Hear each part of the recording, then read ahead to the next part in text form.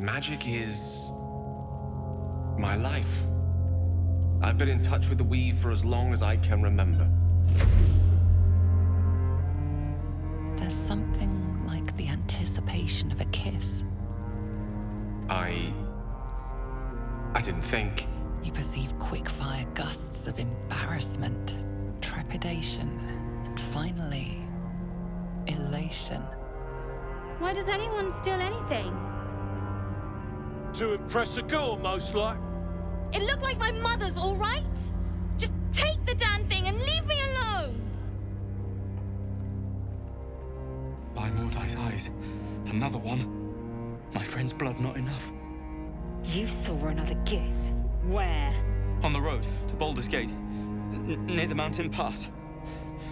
Saw us, for we saw it. Jammed its blade through Yul's belly, straight to the other side. No twisting?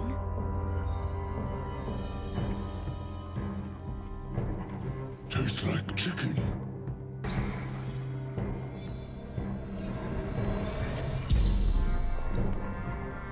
The tiefling's corpse stirs with the spell.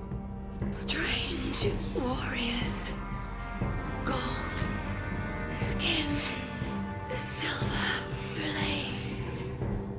Quick of foot, this one, to avoid Githyanki hunters. El Turel. Zoru. Friend. Get over there! Surround him like! Wait. A drow. In the sun. Stand down! This one's got a touch of the absolute about her. As you approach, a guttural scream and a succession of quick bangs rattle the door. Wait, don't interrupt them. Let me do it. They sound disgusting.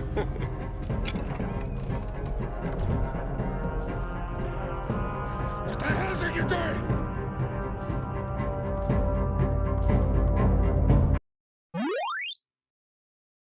Hello friends and welcome back to my channel. My name is Cinderellimouse and we're back with Baldur's Gate 3. You all know I start every video by saying how super excited I am to continue playing this game, and that is no word of a lie. I get so hyped to play this with you. So yeah, let's get on with it. So what do I want to do first? I've got notes. I've taken notes, guys. I want to have Dirge talk to Will. That is what I want to do first. So just as a quick update then, as I'm kind of heading over there. What we were doing in the last episode, we kind of cleared that village. It was kind of like an abandoned village. It's called the Blighted Village. Moonhaven, we found out the real name of it was. And I don't really want to be down here any longer because I don't like whatever all these like little bugs are on the floor. It's bothering me. I'd really like this hideout if it wasn't for that horrible VFX there. It's really nasty. Anyway, so we're in Moonhaven, this abandoned village, and it's been kind of like overrun with goblins, but it doesn't appear that it was actually the goblins that like attacked that village. It seems like it got abandoned quite a long time ago, and the goblins were just kind of like making camp there. Yeah, we got some interesting things. We got the headband of intellect, which takes us from an 8 intellect to I think it's like a 19 intellect. Let me just check. I think Cordy has got it on, hasn't she? Nothing hurts anymore. Yeah, so she's now intellect 17. So that's why I didn't originally put intelligence on them, because I knew we were going to get that headband of intellect. I've also dyed it to match kind of her armor, this kind of pale blue silver color that she has going on as a bit of a theme for her. So that is all good.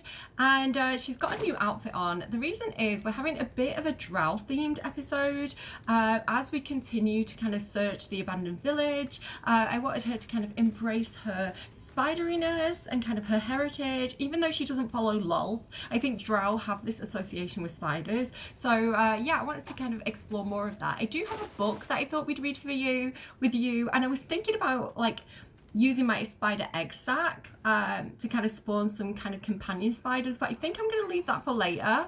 But yeah, I want to kind of show you this. The Fables of Faerun, the dim-witted drow. So it says, long ago in the city, so this is just background stuff on my character being a drow, a little bit more kind of lore for you guys. You can skip over it if you're not interested, but it is what the episode is going to kind of theme around. So, long ago in the city of Menzoberranzan, a drow wizard called Zad studied magic in the Academy of Sorcery. Each 10-day, the Archmage would ask Zad to demonstrate his newfound skills, and each 10-day Zad would fail. Sorcery educate only the brightest of pupils, warned the Archmage. Your scholarship must improve or you will be expelled. That very night, Zad slipped out of the Menzoberranzan to seek the hidden city of Mind Flayers. So this is Menzoberranzan, by the way, is where my character's from. It's the kind of like major city of the drow. He wanted to seek the hidden city of Mind Flayers, Orindol. The library there boasted the most complete body of knowledge in the whole of the Underdark. I'll learn all that there is and all that there ever was, vowed Zad.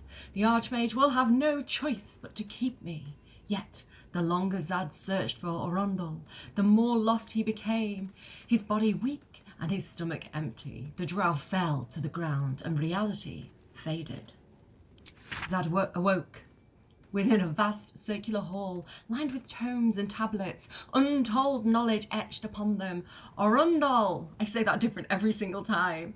I made it! I will know everything, he exclaimed. A wide smile crossed Zad's face. He barely noticed the tadpole wriggling just above his left eye. Yes, said a voice in Zad's head. Everything.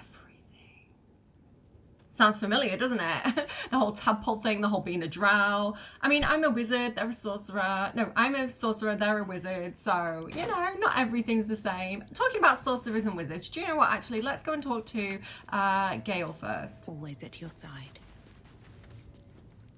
I do enjoy our conversations. What do you need?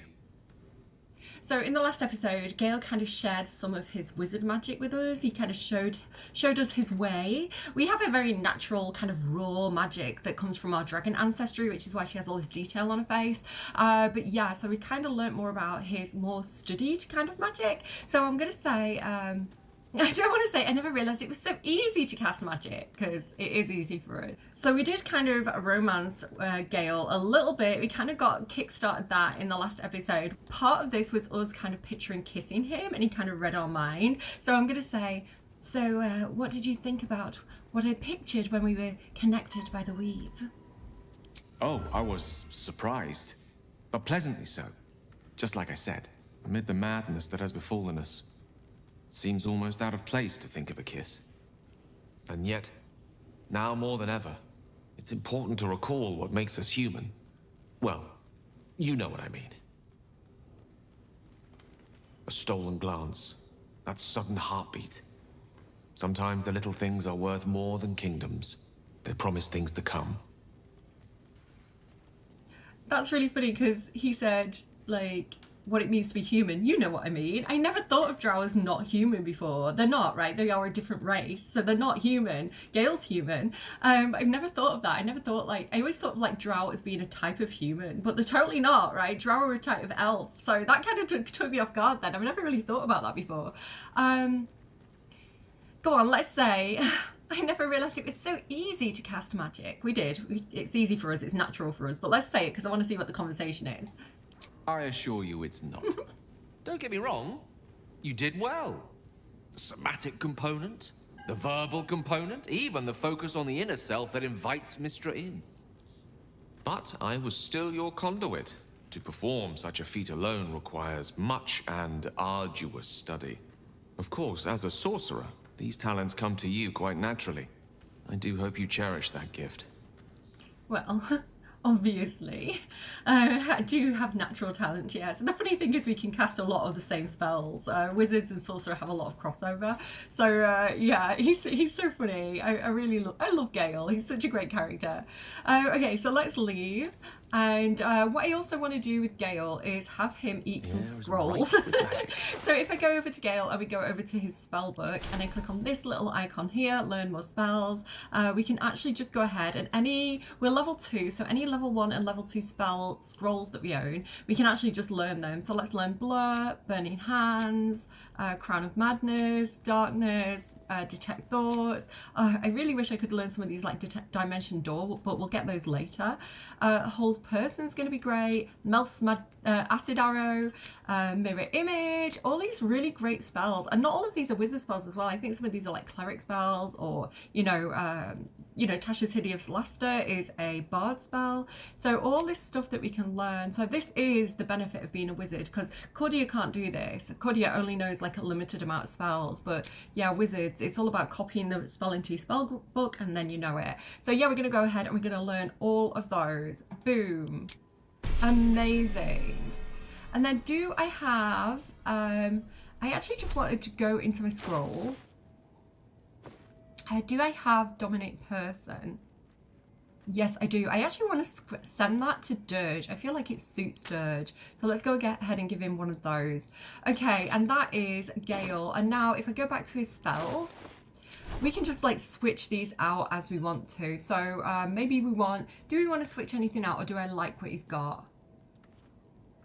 Mage Armor is really useful. Cloud of Daggers. I'm probably just going to stick with what we've got. See, Invisibility is always really useful. But I think I'm happy with that for now. I think for what we're going to do, I think that is probably good. I don't think we need to change anything. But just letting you know, I just want to kind of show you all the details of this game and kind of the things you can and can't do. And so that is really cool for Gale, because rather than, like, you can use a spell scroll, but you just use that spell scroll once and then it's gone. And so to be able to learn it, like, you can repeatedly do that spell. So that is going to actually come in useful later in this episode. So just keep that in mind. And then we're going to jump back over to Dirge and have him talk to William. Just. The goblins still infest the roads. As long as their leaders live, Zevlor's people are trapped. Okay, so there's a lot of things that I'm probably going to do off camera because it's just repeats of what we've already seen. But I do like, I want to talk to him more about our Dark Urge, right? So I'm going to say, oh, I've got this bloodlust, bloodthirst, an urge to destroy, maim, kill. We'll see what he says. Anger. I understand. We've been preyed on by Illithids, suffered insertion of a mind-bending worm. Bloodthirst is another matter. But perhaps not too big of one, if it's a devil or demon's flesh you're wanting to tear. Will's on his own side of the blood war there. The blood war is between devils and demons. They're two different types of creature. And Will's like, yeah, they're both bad. See, Will. I think next I'm going to say, I have no memory of my past. Could the parasite have done that? Seems unusual to me. Then again, we're talking about tadpoles inserted into our brains by rubber-skinned tentacle monsters. There's nothing usual about it. All the more reason to stick close. I think you'll agree. Okay, if you can hear kind of like people going up and down stairs and like taps and things, my kids are just off school. It's the summer holidays, so you may just hear them pottering around in the background. You know what, actually, let's do these. They are going to be some repeats, so do skip forward if you don't want to see this again. But the thing with conversations is sometimes you get different options depending on like your race, your class, and all that kind of stuff. So let's go through. Let's have these conversations with Will. It's a good recap, if nothing else. Tell me, Will, how did you come to be the Blade of Frontiers? My father once said, one does not pursue a champion's life. One merely answers its call. So it was for me. I was hunting near the Cloakwood when I heard it. A child crying out from a lone farmstead. I found him in the fields, flanked by goblins. His mother's corpse bled into the soil next to him. I don't remember much of the battle, but I remember drying the boy's tears after. I feel like he would be thinking this internally. Goblins, pitiful vermin, easy to kill, hardly worth getting worked up about. But he's trying to be nice, right? He's trying to turn over a new leaf. So, whatever became of the boy, I wonder. I left him with his uncles. 5 years on, and he's flourishing. If only every child was so lucky. I mourn the ones I could never save, whose cries I never heard. Aww. In the boy's tears, I finally saw the suffering wrought by the villains of the wild. The frontiers demanded a blade. And so I heeded.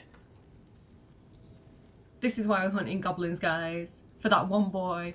Oh, so I've got this option here because I'm from Baldur's Gate, so it's nice to finally put a face to the name. And it's nice to meet someone of your talents. Having a worm wriggling in my skull didn't instill much confidence in the days ahead. With you as my ally, the future looks a little less daunting. Okay. How does it feel to be a devil? It's said that anyone who bathes in the river of blood emerges as one born anew. It's a lot like that, I imagine. I feel the weight of these horns on my head, curling upwards like a mammoth's tusks. I feel these ridges snaking down my neck, not to mention a few bumps and prongs in unmentionable places. But I haven't seen my reflection just yet. Be my mirror. What do you see? Do we flirt with Will as Dirge? I feel like Cordia and Will are a little bit more of a match, but a freak of nature, gods, because you're hideous. I feel like we're going to say, I see the Blade of Frontiers. No more, no less. It's what he is on the inside that counts. It's because you know the heart lurking under the horns. The people will see a curiosity. Maybe even a beast hungry for their souls. But I will slay their monsters, keep them safe. And one day they will see the Blade of Frontiers again. Nice. You should get out of this pact. So he's a warlock, he's got a pact with Mizora. A possibility that's kept me awake countless nights. But I don't have a clue where to start, other than play her games and play by the rules. That's the only language devils listen to. I like this option for Dirge. Can't we just attack her the next time she pops up? We can have all for it, but it won't so much as chip one of her nailed claws. She'll escape to the Hells, and if we succeeded, my life would be taken in exchange. My contract is very clear. I can bring Mizora no harm. She'll have to let me out of my pact willingly. The only way out is if I can out-bargain her. We're standing here with nothing but the clothes on our backs and the worms in our heads. See, with Cordia, I said we can beat her if we put our worms together. So I kind of want to say something different. I fear what she will do to us next. I don't think he's the type to express fear. We'll see if it's worth it.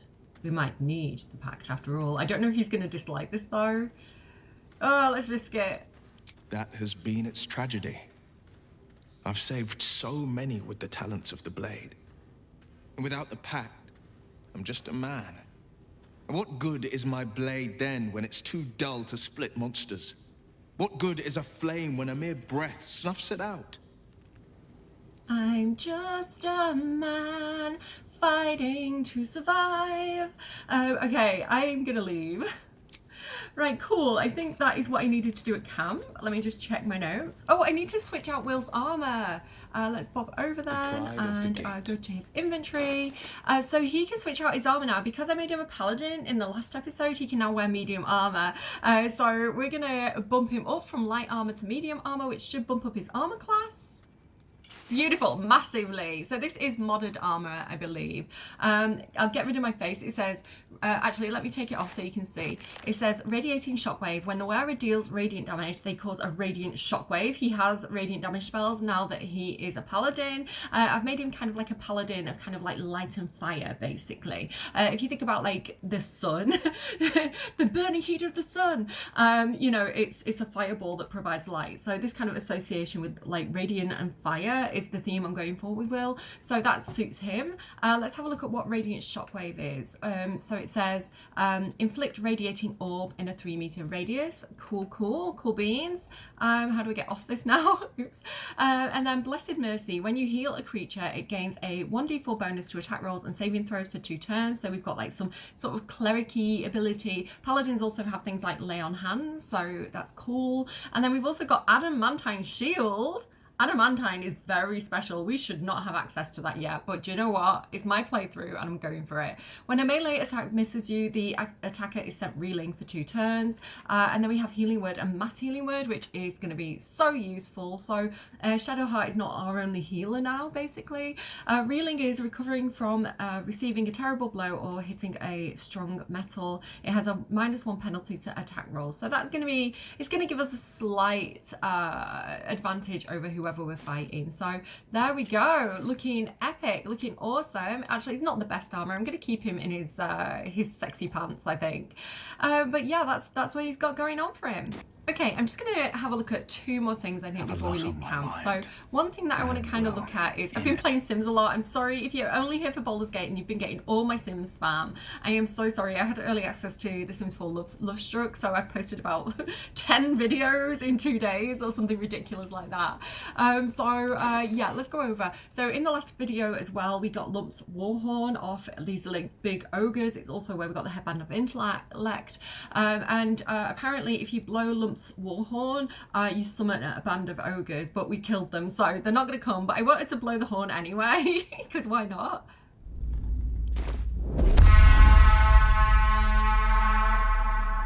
I don't know, maybe we can do it to celebrate something. You can't summon a dead ogre, it turns out. You can't summon a dead ogre, it turns out. Yeah, no, you can't.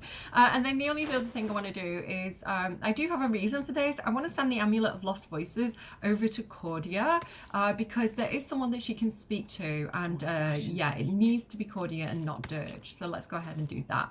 So, right, I think we're ready to go adventuring. Okay, so we're going to go over to the Blighted Village. Flowers, leaves, grass. Can't beat it. I was raised in the city. I'm more used to feeling cobblestones underfoot than grass and fallen leaves. Before I went to Avernus, I'd have agreed with you. Nothing quite like Baldur's Gate, is there?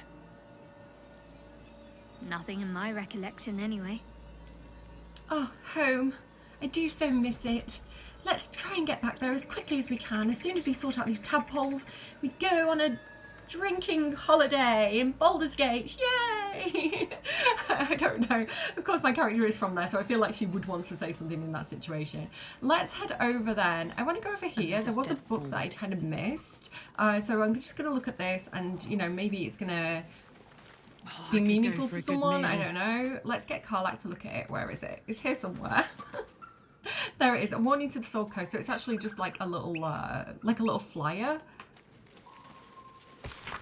So, Karlach is a tiefling, and this is about tieflings. So, people of the Soul Coast, look around you. What do you see? A collection of God-fearing humans, elves and dwarves, or an infernal corruption of the divine image? Tieflings wearing their devilish heritage for all to see walk among us as if they didn't owe their existence and allegiance to the lords below. These hell-touched peoples have infiltrated our cities, our organisations, and even our families. They can claim to be good all they wish. Would you believe the tiger who looks at you with dripping fangs if he said he ate nothing but vegetables? No. And we can see their true nature plain as day. So there is a lot of basically racism in this game. It is a common theme, it's not saying it's good, right? We're not saying like, oh, this is great or anything like that. It's something that our characters are dealing with. It's part of their challenge. It's part of their storyline. So like a lot of people don't like my character Cordia because she's a drow. So a lot of people don't trust her because the drow are known to be this evil race of people from Menza Branson in the Underdark who, you know, it is quite, those who follow Lolth are quite vicious, basically. And so they've got the same thing about the tieflings. The whole thing about the Nine Hells and the Blood War is really interesting, and Zariel herself, because Zariel, who's the Archmage of the first of the Nine Hells, who's like leading the army of devils against the demons, you could argue it's better the devil you know, because the demons are kind of chaotic evil, right? They are like the toughest wins. Demons are awful in D&D, but the devils, at least they have like a code of conduct, right? They are lawful evil, so they're still evil, but they have like a set of rules. And Zariel's actually she was an angel sent to kind of like supervise and kind of report back on what was going on with the Blood War, and she kind of got involved. She got so passionate about it, she kind of got involved. So yeah, like, I don't know, it's a very interesting. There's a lot of grey areas, there's a lot of nuance to all these different stories, which I find incredibly fascinating, because the world is nuanced, right? A lot of people who we see as like, oh, these evil people from history, they thought they were doing the right thing in a lot of cases. Yeah, a lot of times I don't think people know that they're evil until kind of like it's too late. So I don't know, it's really interesting to kind of see all these different viewpoints on the different races. So this is specifically talking about tieflings, which is what Karlach is. And you know, because they are devil touched, basically, they are devil-like, they, you know, a lot of people don't trust them, but they're very much like just a normal race of people. Just you know, a lot of them are very, very nice. We met all those tieflings in the Druid's Grove, and we're trying to help them because, you know, they're tiefling refugees. A little bit more on Elturel as well, because I misunderstood Elturel. I thought that the people of Elturel were humans, and they got dragged into the hells and got turned into tieflings in a similar way how Will was a human and he got like this kind of devilish look. But I believe that there were actually tieflings before Elturel fell into Avernus. But yeah, obviously they have a really tough time because then they escaped the hells, and you know, now they have nowhere to go and people are being mean to them.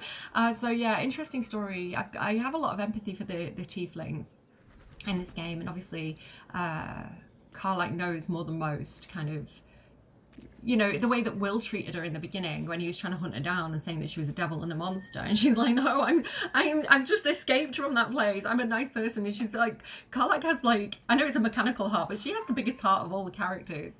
Yeah, like, I don't know. So this is definitely propaganda. It's very unpleasant, but they are not the only evil infiltrating our world. All around I see Drow, Dwagar, and other creatures of the Underdark strive for acceptance, but why should you accept them when their brothers raid our country and steal our children? So this would be particularly meaningful for Cordia, because as a Drow, you know, she is from this dark and kind of ruthless place, but she's following Ilistery, and Ilistery is the good goddess of the Drow, and the whole thing about being a cleric of Ilistery is that you're trying to make a home on the surface world in the light for the good aligned Drow, and kind of like change hearts and minds about what it means to be a Drow. Like, it's not about being a Drow, it's about whether or not you're a follower of Lolth that kind of decides if you are good or evil, basically. Obviously, I'm not saying that they should be cast out. Obviously, I'm not saying we should return these delinquents to the Underdark and drive the tieflings back to the hells they came from. Clearly, they want to do that. But be wary of these people, my friends. Be suspicious when you see them, and especially suspicious when you do not. So yeah, really quite... I know, it's fear, isn't it? It's fear driving these people. But let's keep going. So, talking of tieflings, we do have... Where to? This tiefling over here who unfortunately we found a little bit more about in the last episode. So this poor tiefling was part, I believe they were part of a scouting party with Zoru, who is the tiefling that Lae'zel was looking for in the beginning. And when we spoke to Zoru, he was talking about how the Githyanki kind of like cut up his friend. So I believe this tiefling was Zoru's friend who was killed by the Githyanki. And then we found kind of the ogres kind of like feasting on her. It was really, really gross. But we also found out that this is very likely to be the mother of one of the tiefling children in the Druid's Grove. And it just makes me want to cry every time I think about it. And I don't know. I think, you know, Karlach would have a huge amount of empathy for this situation, and I don't think she'd want to leave her here. So I'm actually gonna, have we looted her? We're gonna take her stuff. So this tarnished locket, I'm actually gonna go ahead and I'm just gonna keep it on Karlach for now. And yeah, we're gonna take the stuff off her, and we're actually gonna pick her up and we're gonna return her to to Druid's Grove and try and leave her somewhere where they can find her, so they can give her a proper burial and kind of grieve, and you know, they just know what happened to her, because you know, I think that's the right thing to do. It doesn't make any difference whatsoever to the story, but I do think that's right. And we'll also return that locket to the child as well, like leave it somewhere where he can find it, so because it's his mum's locket, you know. So Shadowheart, I want Shadowheart to come over here this way, because when I was running around and just kind of like looting everything, because you don't want to see me do all that on camera, it takes ages.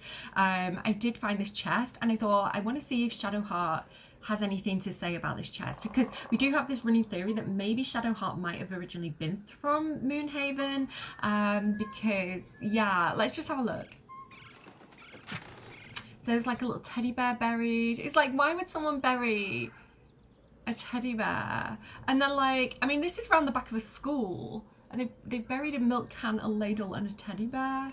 This bear, what does it say?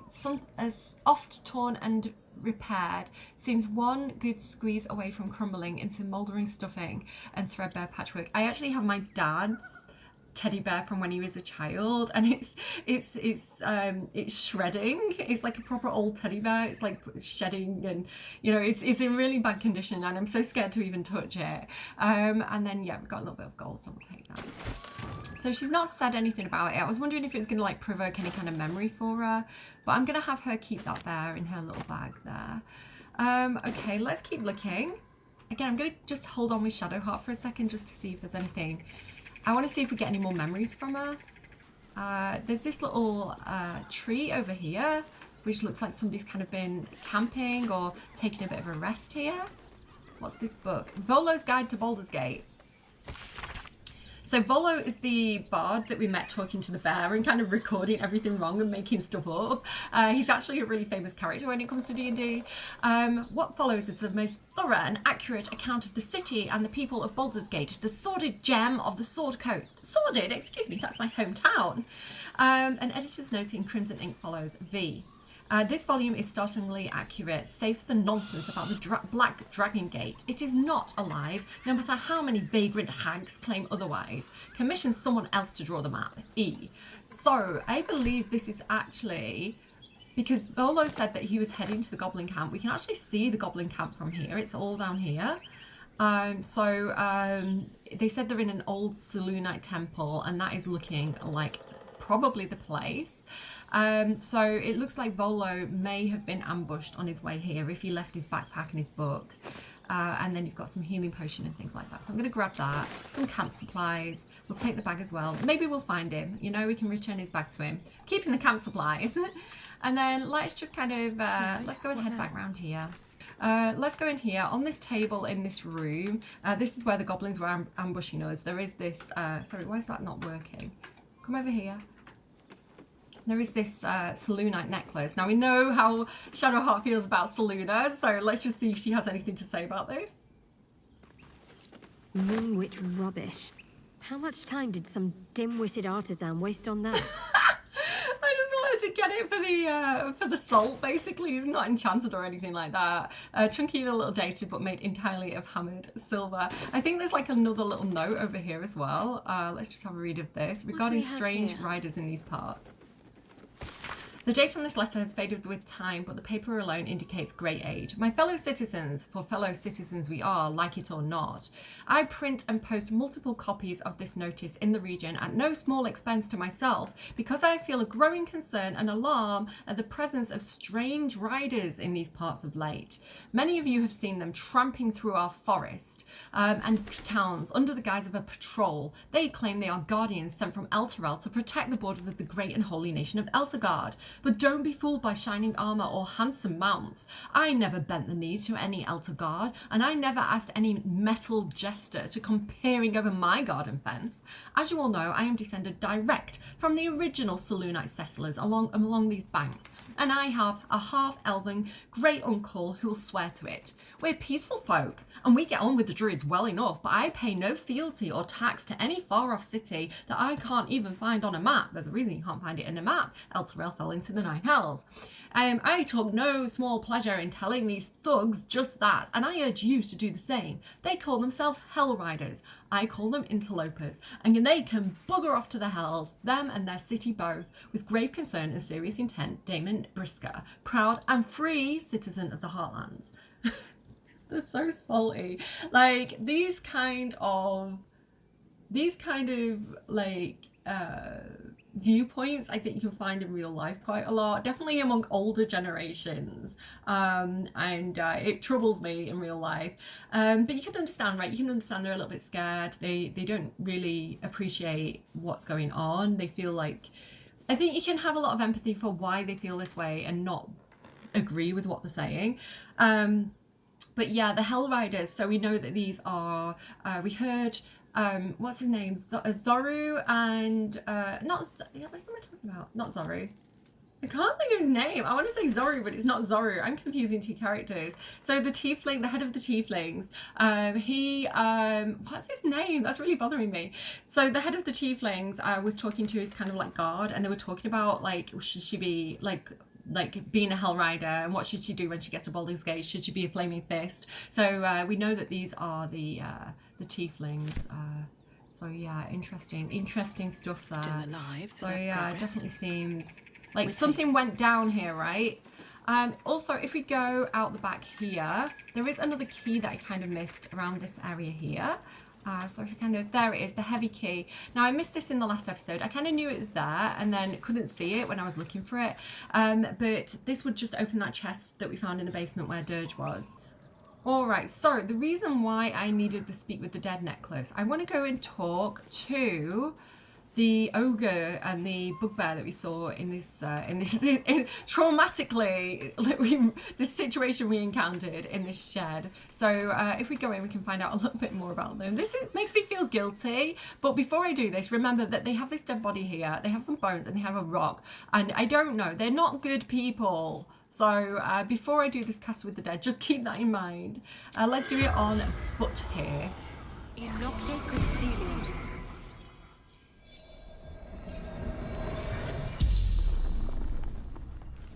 The corpse regards you lifelessly. So I had to do this with Cordia because when you use Speak with the dead won't talk to the person that killed them, and Dirge killed them, so it has to be Cordia. I was surprised it worked, actually. We want to know more about what they're doing, what they're looking for, and all that good stuff. So I'm going to say, what were you doing in the village? Looking for weapon. Absolute weapon. Okay, this is not the first we've heard about this weapon that they're looking for. I think Saza also told us about this. I didn't see any weapons while we were in the Emerald Grove, so maybe the Githyanki's have it. What weapon were you looking for? From Crash. Took by bad people. What were you doing in the barn? Innocent, you know. Gruko. Baby boy. We take a break. Together. Were you in... I can't say it. Were you and Grokok in love? Love. Yeah. Good love. Well, now I feel kind of guilty, honestly. I'm going to have words with Dirge later about killing every single random person he meets. He should really talk to people first. And who are you? But fear found Gruko. Found absolute. The spell's power wanes. You can ask no more questions. Okay, so maybe Grokok can... Growcock and butt hair. Maybe Growcock can also give us some more information about this weapon, because I think it's probably better in our hands than the bad guy's hands, you know?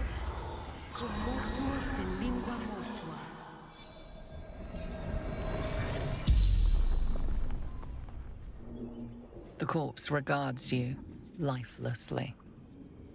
His beard. It's his beard hovering around at the bottom of the screen.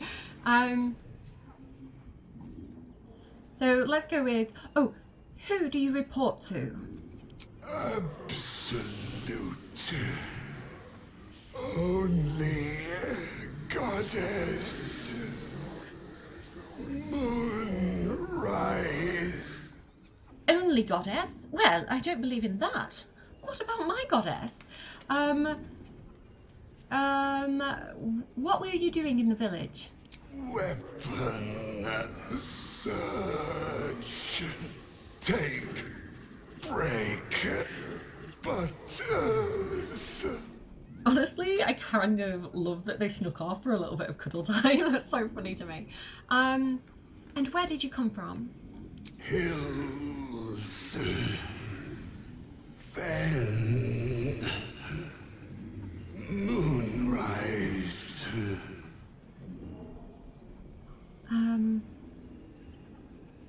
I want to ask who killed you just to see what he says about Dirge. I don't feel like we need to know necessarily any of this. Like we know we know who he is. We know his whole thing.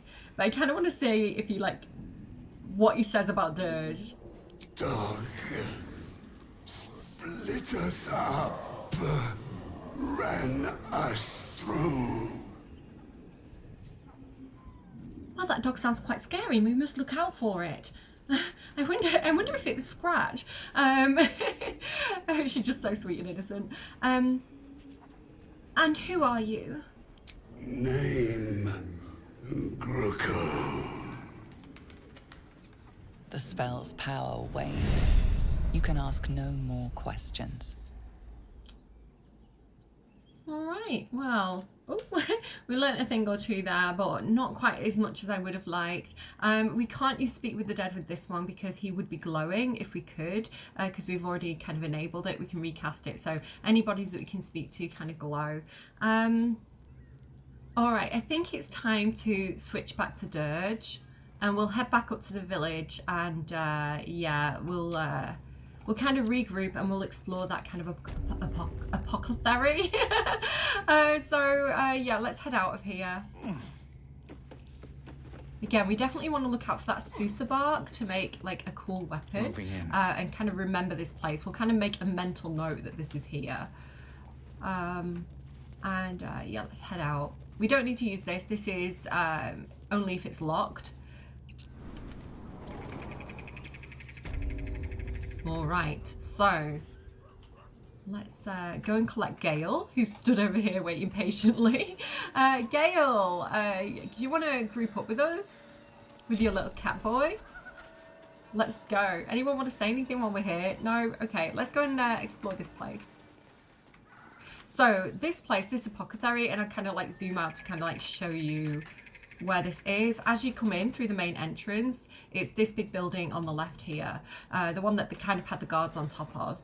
There is a lot of stuff for alchemy in here, so if you like alchemy or you want to utilize it more, definitely go and pop in here. And remember, you can press Alt and that is going to make stuff show up a little bit better. It's not going to show you everything, but it's going to show you some things. So there's like a sneaky potion of healing here. There's also something behind there that we can grab, and mugwort. What's that out there? More mugwort and things like that. Where even is that? Oh, up here, look. There's this book, Apothecary's Ledger. A ledger is filled with cultivation instructions for a range of medicinal plants. One entry is underlined. Deliver specially requested plants to the cellar. Keep away from prying eyes. So apparently... It says there's a cellar here somewhere.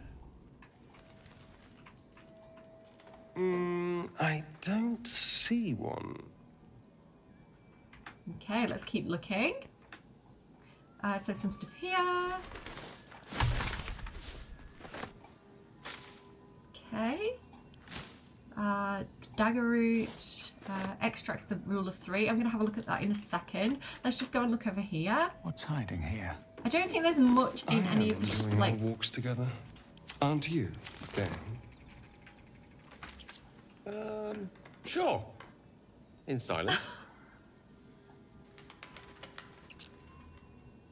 And then he's silent. Oh, that's cute. So there's more stuff here. So just go ahead and run around and grab everything. There's an antidote here. You don't necessarily need all these bottles unless you particularly want to give them to one of your friends. What's in here? Some water. We'll take it. Let's have a quick look in this room as well. Sorry, my camera angles are awful today. It's because everything rotates a different way when I'm playing The Sims. Like, the controls are slightly different. So, oh, the Wonders of Phandalin. Okay, I'll let you read that if you want to. I'm going to go ahead and grab it. I feel like that is like D&D lore.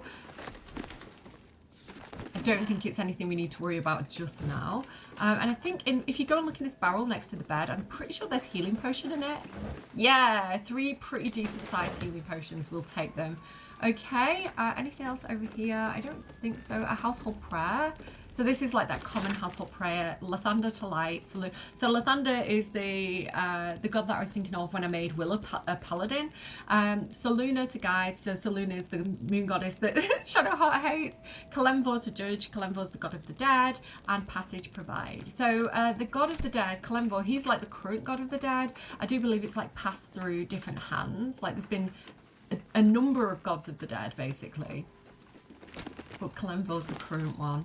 Kind of a bit like Osiris or something, I think. You know, like the one that judges. Let's take them. Actually, in my D&D campaign, my character, Arabella, her uncle is he's of the family that Kelemvor was. There's a whole... I could talk about Kelemvor. Actually, do you know what? I could talk about Kelemvor and his history and that whole thing quite a lot, but let's keep moving. A long-winded introduction. Yeah, that's me. Long-winded explains that Haskins something's notes. Oh, the history of the Dragonborn. That's us. That's Cordia, who had been descaled as a teenager. Ow. And started their alchemical research in the hopes of restoring their hide. Oh my goodness, can you imagine? As the pages turn, it continues to wax poetic about... That must be so painful. Okay. I've decided I shall make all my notes, both those written and those still to come, available for those who should wish to study. You reading this text now are probably one such person. If in doubt with alchemy, just recall the rule of 3. Thrice the same ingredient performs an extract excellent. Okay, well that person sounds nice. I feel like I'm going to take that and send it to Cordia. Maybe Cordia might like that book. There we go. You know, being a nice Dragonborn. And then I think we may have found it, guys. I think this might be it. Is there anything else I need to grab though before we go down? Let me just have a quick check. Is there anything in there? No. Yeah, let's go down the cellar then. Down the hatch. Okay, interesting. Let's explore. Got some mushrooms, more mushrooms. Like I said, the apothecary is great if you are into the alchemy system. And again, use Alt to kind of make things show up because, yeah, there's a lot of stuff in here. I don't think there's anything I need in that. Nope. Nothing in this desk. No, I don't think there's any interesting books or anything over here. Let's go and have a look this way. It is very dark. I'm sorry about that, guys. I don't know where the lights are in this area. Oh, we could take this big painting. Astarion, would you like this painting? Oh, look at all these potions of healing. Amazing. We will accept. Yes, please. A little bit more in this room as well. Let's have a look at this book. Oh, it's bed linen. It's not a book.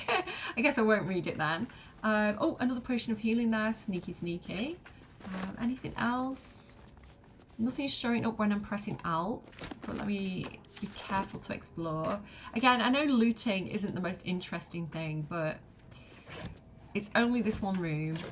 I feel like maybe we should put that hat on Astarion. I'm going to send it to him because, you know, he needs a bard hat. Now that he's a bard, He needs to look the part. So garlic, belladonna, weave moss, autumn crocus. Oh, we've got a new vitriol of weave moss. And then I don't think there's anything else here. Bottle, a chest. Oh my god, so much good stuff, guys. This is why you take the time to explore. Listen, Tomb Raider taught me well. You look in all the places, you explore all the things, look in all the hidden nooks and crannies, so you don't miss stuff.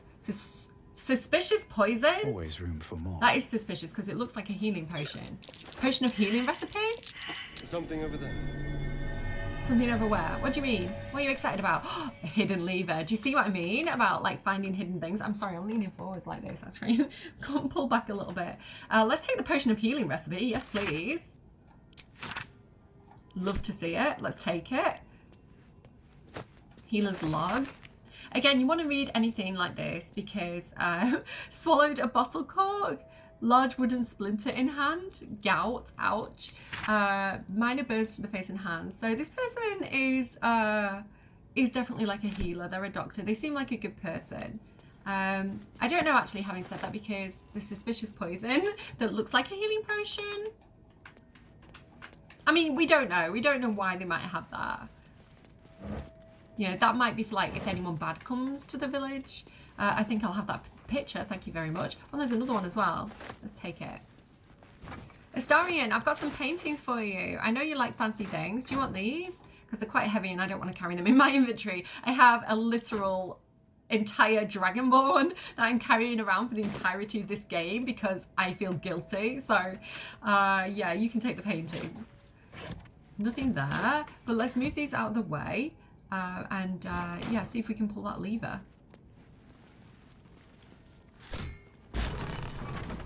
Okay. A little bit spooky. Let's go and explore. What is behind bookcase number 3? There is a mushroom. Just what I wanted. I'm sorry, guys. I know how dark it is. It's only for a second, I promise. He doesn't have dark vision. Maybe if I went ahead with someone like Astarian. There we go. I can use Astarian with his elf seeing the dark capabilities in these areas. I should have done that the entire time. Okay, it's lightening up again, so... And meat. How much further can I go? It's saving. When it saves and there's a load of coffins in front of you, that is probably a bad sign. But, I don't know. Let's see what's up with this place. All right. I think we just have to explore, guys. I think we just have to open this coffin and see if there's anything interesting inside it. Astarian, do you want to get in the coffin? You know, I thought that the vampires like that sort of thing. Oh god, I hurt my back. I knew that was gonna happen and I still hurt my back. Oh no, he's activating all the others. No, no, no, no, no, no, no, no. Oh, I hurt my back. Like, I've been sat in my chair again because I got early access to The Sims. I've just been full on like playing, sat at my desk, editing, recording, and my back is hurting so badly. And so then I went into work and I went to lift something and it was really heavy and I just felt my back go. So I am not doing too well. But this is my last week of like hardcore recording before I can go back to my usual pace. So yeah, I can do it. Just know that I'm in pain, and I'm in pain because I love what I do and I love you guys. Okay, can I sneak attack? Because I want to. No, I cannot sneak attack. The thing is, there's a lot of coffins still that they could activate, so I need to kill these guys quite quickly. I can't really hide. Can I? I can hide. Let me go behind him. Here. Right, and then I might be able to sneak attack him from behind. The subtle approach. Yes. Not enough movement. No, wait. I can cunning action dash. Am I still hidden? I'm still hidden. Okay, come on. Fingers crossed this works, because I don't want them to open all the coffins. No, he missed. Why? Why? Okay, all right, fine. Time to strike. Come on, Lae'zel. You hit hard. You can do this. And you've got an extra attack. Come on, Lae'zel. Get it, girl. Cleave. Lacerate. Lacerate does a lot. I don't think he's going to bleed because it's a skeleton. Do I have a high chance? Right, do you know what? Let me see if I can improve my chance of hitting by using my pommel strike as a bonus action first. Because if this hits, I've got a better chance of hitting him with my main weapon hand attack, I think. Oh, she took him out. Oh my god, Lae'zel, you are OP. She is so good. Okay, main hand weapon attack this guy. Fingers crossed. Taste my fury. Oh my god. When I did a practice run of that fight, all the skeletons got activated and I was so sad because I had a plan. Okay. Right, okay, we're fine. Another thing is to watch out for. Also utilize these fishes stalactites can fall down. I think you can like shoot an arrow at them, so just watch out for that if you get into that fight. Right, I think we're safe now. So what we've got here, Scroll of Bone Chill, we'll take it. And where did the other one die? Hang on, there was two, right? There he is. I don't like those noises. So now we can go and open these other caskets and we'll be fine. So do you remember I had Gale eating spell scrolls earlier to learn them permanently? We have this unique special spell scroll, Scroll of Summons Quasit. Now this is a unique spell scroll and ideally you're going to want to use a wizard to learn this so that you can resummon this person, because if you summon them once and you haven't learnt the spell, that's it. This person comes and goes. But if you learn it, you can repeatedly kind of keep this character as a companion. So I'm going to go ahead and I'm going to send that to Gale. So I'm doing this in a really faffy way. Send to Gale. There we go. And I'm going to grab Gale. Directly. And I'm sorry, little kitty. Like, thank you for your service. You go and wait back at camp, Conjured Cat, because the second I do this, you're going to disappear. So I can only have one at a time, apparently.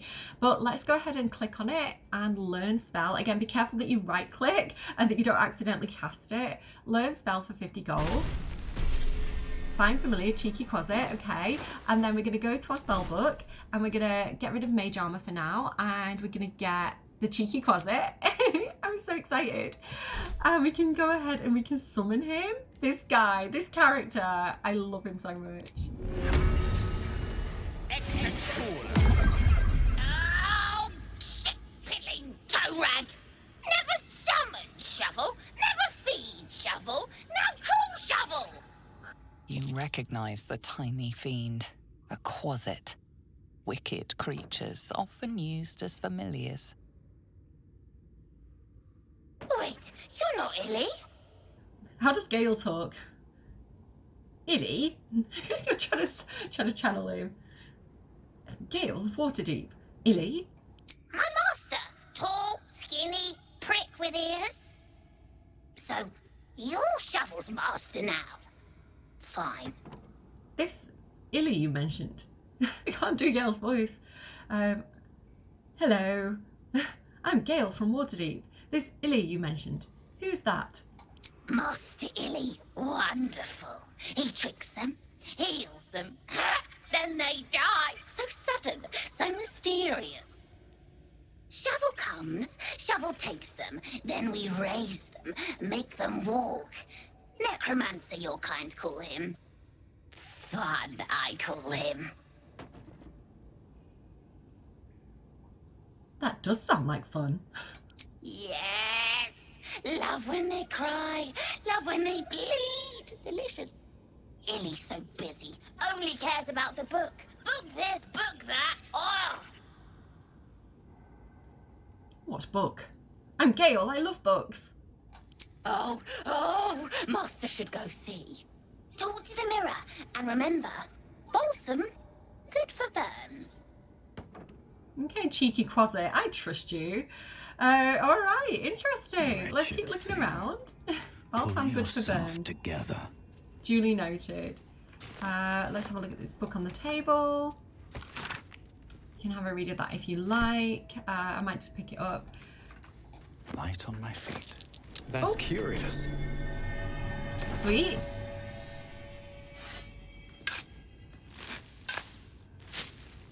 trust shovel. I don't know about you guys. I don't know. I use shovels all the time and they're always so useful. Oh my goodness, this is another great companion scroll. Companion, are they called like temporary companions? Scroll of Conjure Elemental. I love that so much. One of my favorites, especially air elementals. Really, really love that. So I definitely want Gale to learn that spell. Dark Journal.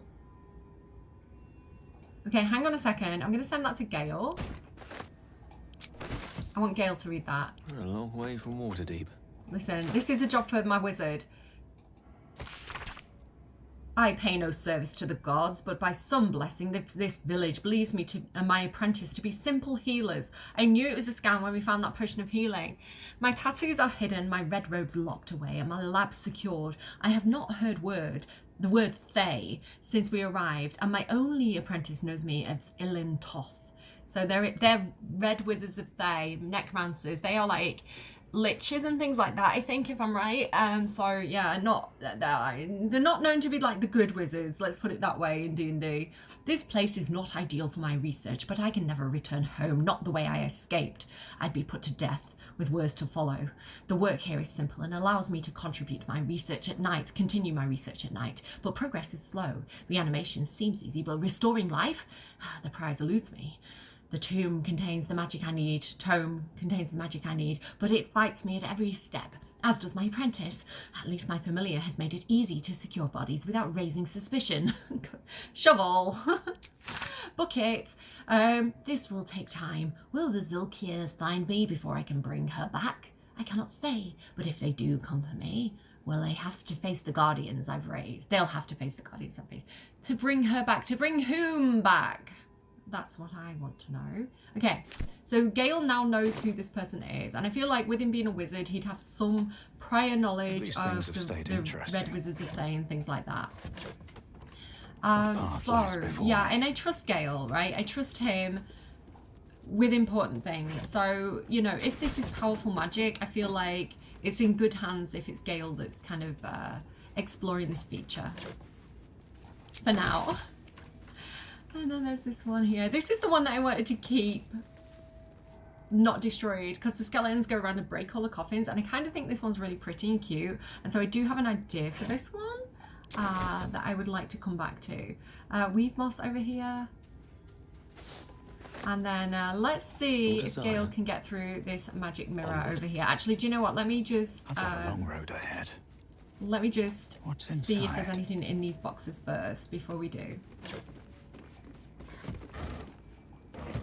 Nothing particularly interesting. Some plain bottles in there, it looks like. Anything here? No, nothing interesting. Nothing of note. Okay, Gale. At the ready. Are you ready? He says he's ready. Let's try this. This could go horribly wrong. So, Balsam, you say? Could be interesting. Speak your name. A magic mirror. A primitive contraption, but not without its use. Okay, let's go with the wizardy one first. Sniff the mirror. Trying to understand the nature of its magic. Go on, Gale. Sniff the magic out. You've got this, dude. Let's use guidance. It's only 10 and we've got a bonus of 6 to 9. So as long as we don't roll a 1, which would be a critical fail anyway, I don't feel like we need to use bardic inspiration.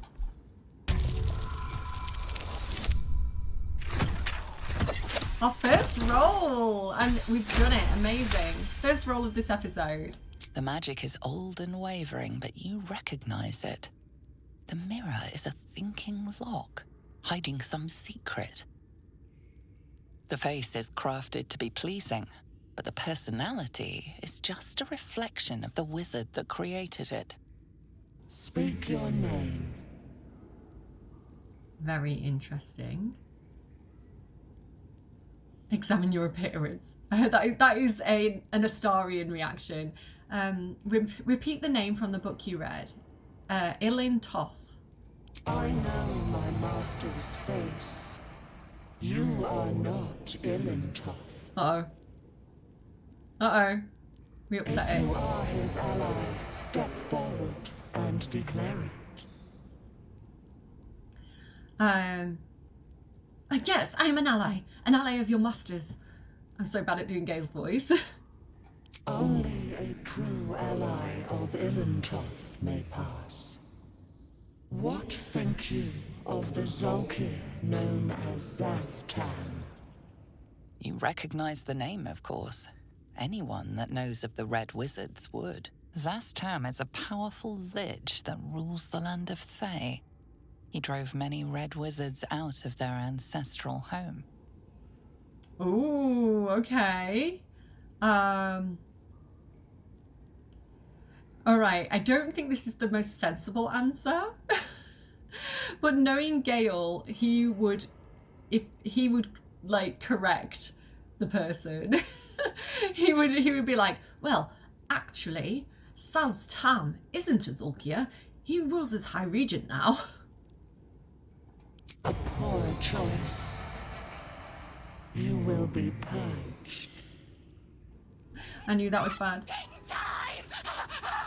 Okay, let's get out of here. Let's climb up here very, very quickly. Come on, everybody, out the way. Because this thing has just come out of the mirror and he's just exploding everything. I hope it doesn't get this coffin because I actually really do want to keep that coffin, like, nice. No, it's going to get it. Oh, no. No, no, no, no, no, no. Why are we... Why? Oh, no. Wait, what's happened? Okay, this didn't happen last time for me. And the reason why this didn't happen last time for me was because all the skeletons got activated. They all let each other out the coffin. So I didn't know this did this. Oh dear. Well, I'm not going to attack this thing because this thing just does its own thing, I think. But we do have to make sure we get...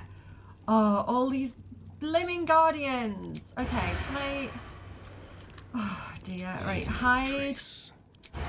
And get this guardian. Let's go. 11 damage. That's not awful. Okay, well, I guess we're going to go ahead and Hunter's Mark this one. And I'm just going to stand my ground. I thought I was being clever getting up here and things have gone a little bit horribly wrong. Right, get back. Okay. What now? Okay, Dirge. Can we get this guy, do you think? Okay, we can sneak attack. Let's go. You picked the wrong fight, friend.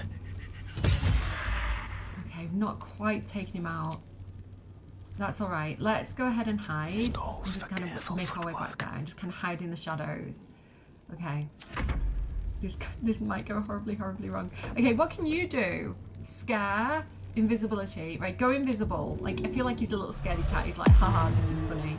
So we're just going to go invisible and we're just going to kind of like get out of the way. We'll go there. And that's all he's going to do. He's not actually helping us. Oh! Oh no, this has definitely gone a little bit wrong. And he's letting the others out as well. Why? Why? He's flapping, he's stuck. I don't know. I don't know what's happening here. Come on, dude. Either open it or close it. Make a decision. Come on, mate. We're all waiting. We want to take our turn. Okay.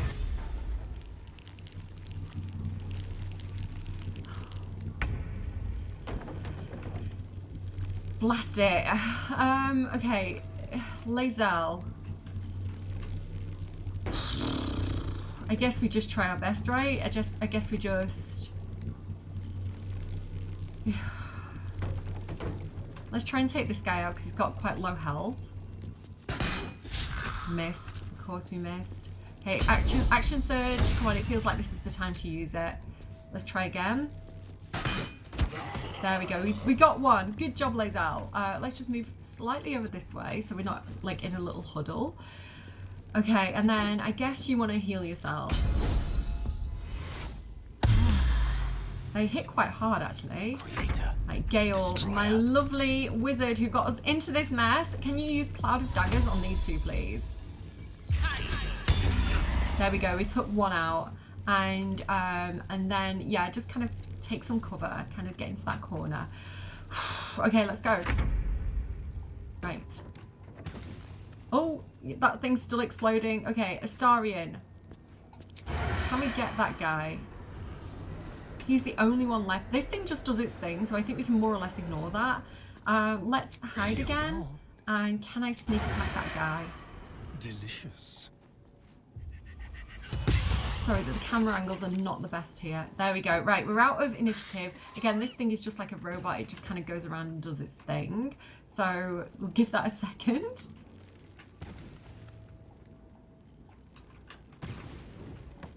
And it runs out of fuel, you see. And then it goes back. There we go. It's out of fuel. So that is that over and done with, I hope. Let's get rid of the cloud of daggers.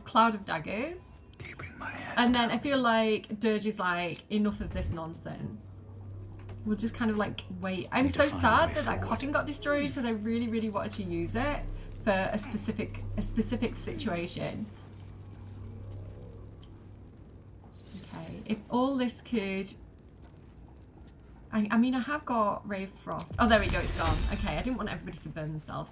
Dirge is like, enough of this magical nonsense. I'm going to take a more upfront approach, I think. You are not my master. If you are his ally, step forward and declare it. So Dirge is like, open or I'll smash you to pieces. Bad luck be damned. Gotta roll for it. Come on, Dirge, you've got this. Yeah, let's use the bardic inspiration. Let's go. There we go. Nice. Let's go. There is a pause as those glass eyes take you in. Then a more effective approach. Okay, let's go and explore this little hidden room. This is such a fun little mission. I love it. Yeah, we'll take all that. Okay, look at this wolf thing. Oh, I would love to take that for like a stone or something. I don't like animal hunting, and this big massive like animal bone. Really cool. Like, I don't know, it's cool decor. It's a vibe. I don't agree with hunting and like mounting animal heads on people's walls in real life, but in a computer game, look at that. Okay, loads of books to read. Let's have a look at what's going on down here. We've definitely discovered some kind of weird secret thing. I feel like Dirge is definitely interested in this this new kind of magic, this necromancy. He's like, I could make use of that. All those people I've killed over the years, what if I could raise them all? You turn page after page filled with strange alchemical sketches and formulae.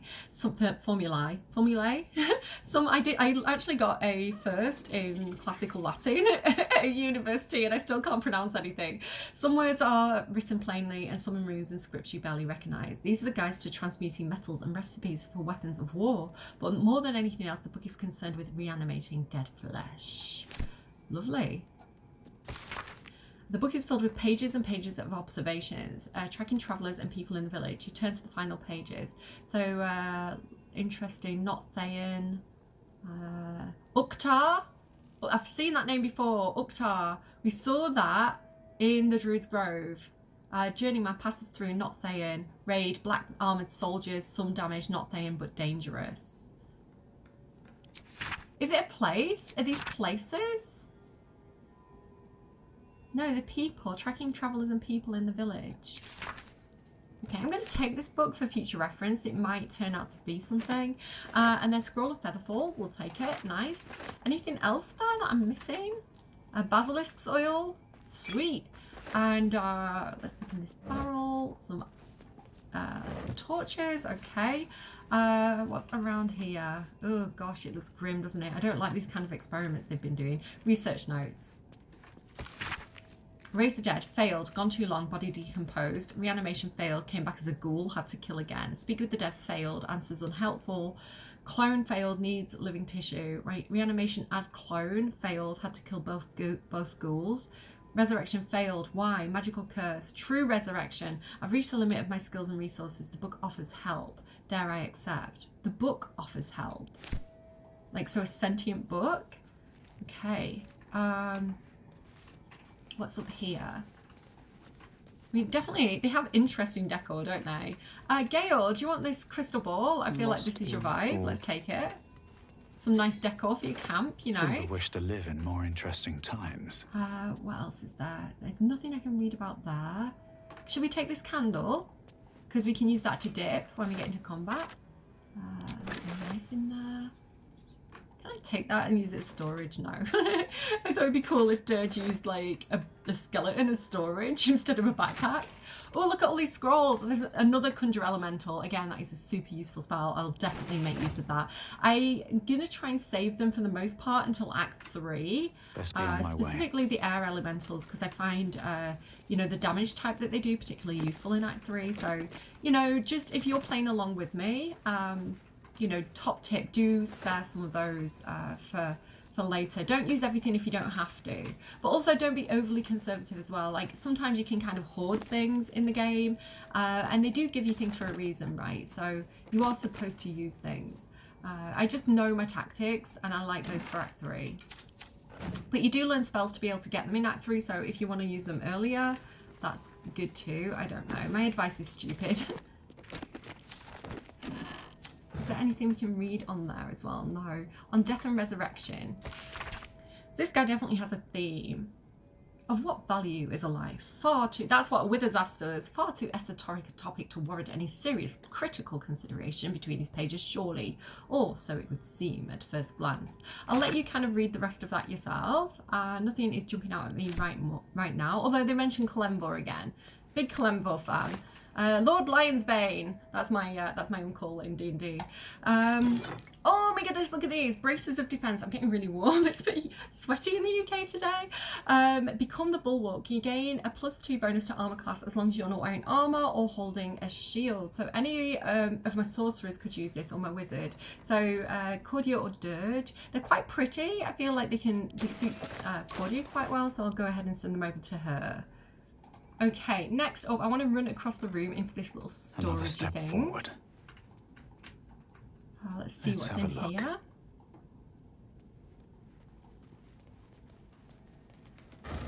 Oh, more alchemical stuff. Nice. There's also this rusted key, so we'll have a look at, grab that, see what that opens. Nice. Anything else of interest? These are lots of bottles and things. Let's look in the barrel. Sweet. Love a nice crystal. Oh, some more wyvern toxin for Lae'zel. And crawler mucus. Gross. I don't know why I opened that twice. There's a lever. Let's pull that. This is definitely a fake wall, right? And this actually leads us back where we came in. So yeah, this is where we entered. And this is that kind of like room underneath the apothecary. Do I say apothecary right? I feel like people correct me when I say that. How do I pronounce apothecary? Let me know. All right, across the room then, there's this room as well. Which looks very interesting. Nasty surprise. There are caution is wanted. Okay, well, Astarion, you are the guy that knows about disarming traps, so get over here. Let's offer him guidance. Good job, Lae'zel. This should be easy. Astarion tends to do really well with these sort of things. There we go, sweet. Unless we roll a 1, in which case real tears will be shed. Okay, there is another trap. So, well, hello. But Dirge has definitely got eyes on that book. He's very curious about this wizard. He's attracted to his power. How considerate. Okay, let's disarm this trap. It's like an Indiana Jones weighted situation, you know. Okay, let's go. Easy peasy. Look at that, 25. Sweet. Okay, Dirge, come and get this before Astarion does. Astarion wants it. Cursed. The book is locked tight with no visible keyhole, only an oval recess in the cover's mouth.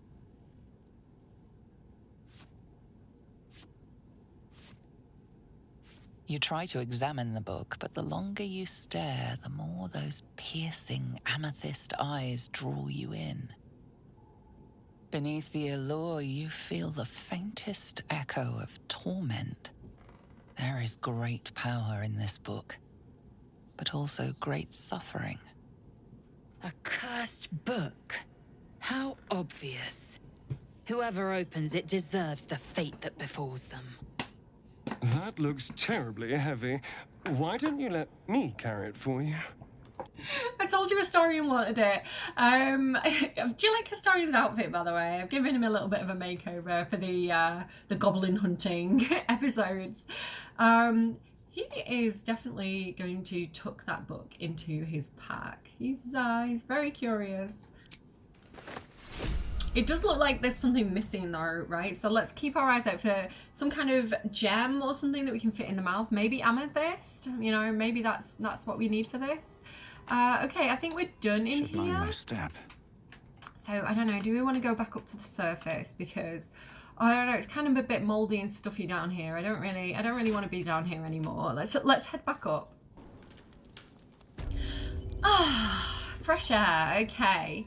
Okay, I'm gonna head back out and we're just gonna kind of like wait for the others to be done. We'll wait at the waypoint. That seems like a good idea.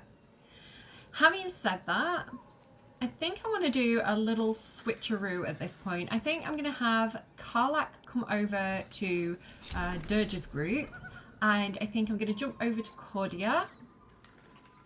And we are just going to go ahead and let's get a bit closer actually so that she can actually make her way over there. Oh, I'm going the wrong way.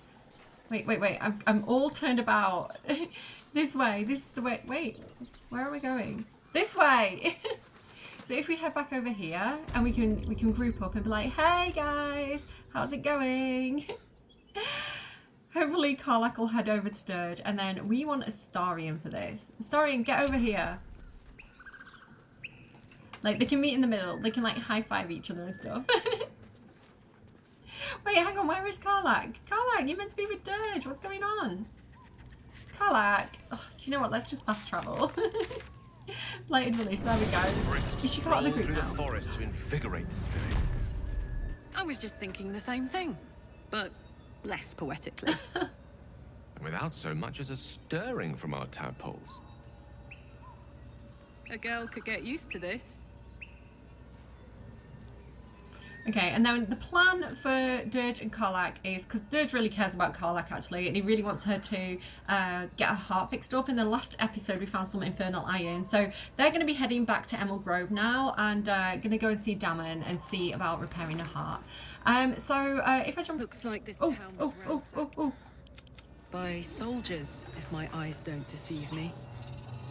Quite cruelly too. Must have been an awful day for the people who lived here.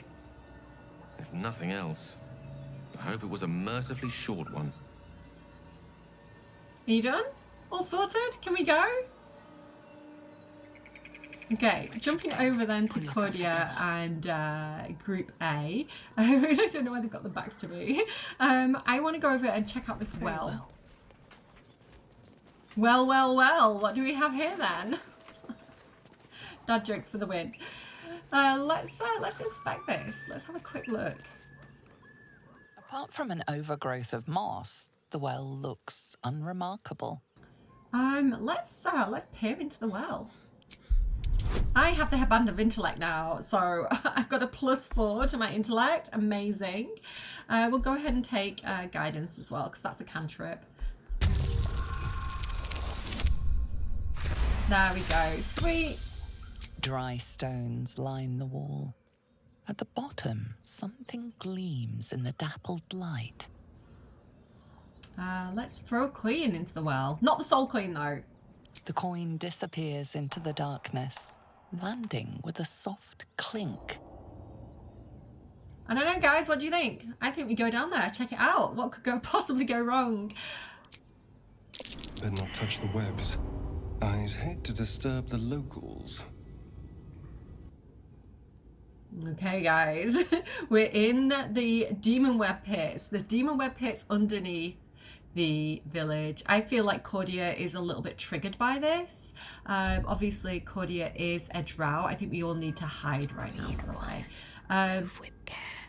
So yeah, Cordia would be familiar with this. Having that background of being a drow from Menzoberranzan and, you know, growing up in a Lolth-controlled society, this is something that's that she is used to, and she knows this is not a good situation. And I feel like her heart is probably racing right now because she's like, what am I going to find down here?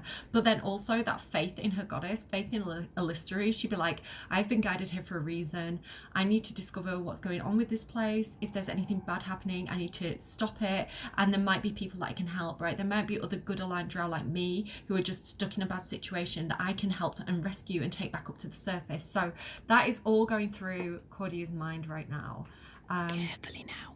Let's inspect this body. Okay, there's a short sword. Let's grab it. Okay, what else? These spider silk cocoons. We're just going to go ahead and shoot these down, basically. There's nothing we can do for the people inside them. They are gone. But you can get things from here. So there's a leather helmet. And some kind of scroll just fell down there as well. A club. Okay, be careful, everybody. Great sword. There's an old backpack there as well. Should we creep forward? You're meant to be creeping, Cordia. Out of sight, out of mind.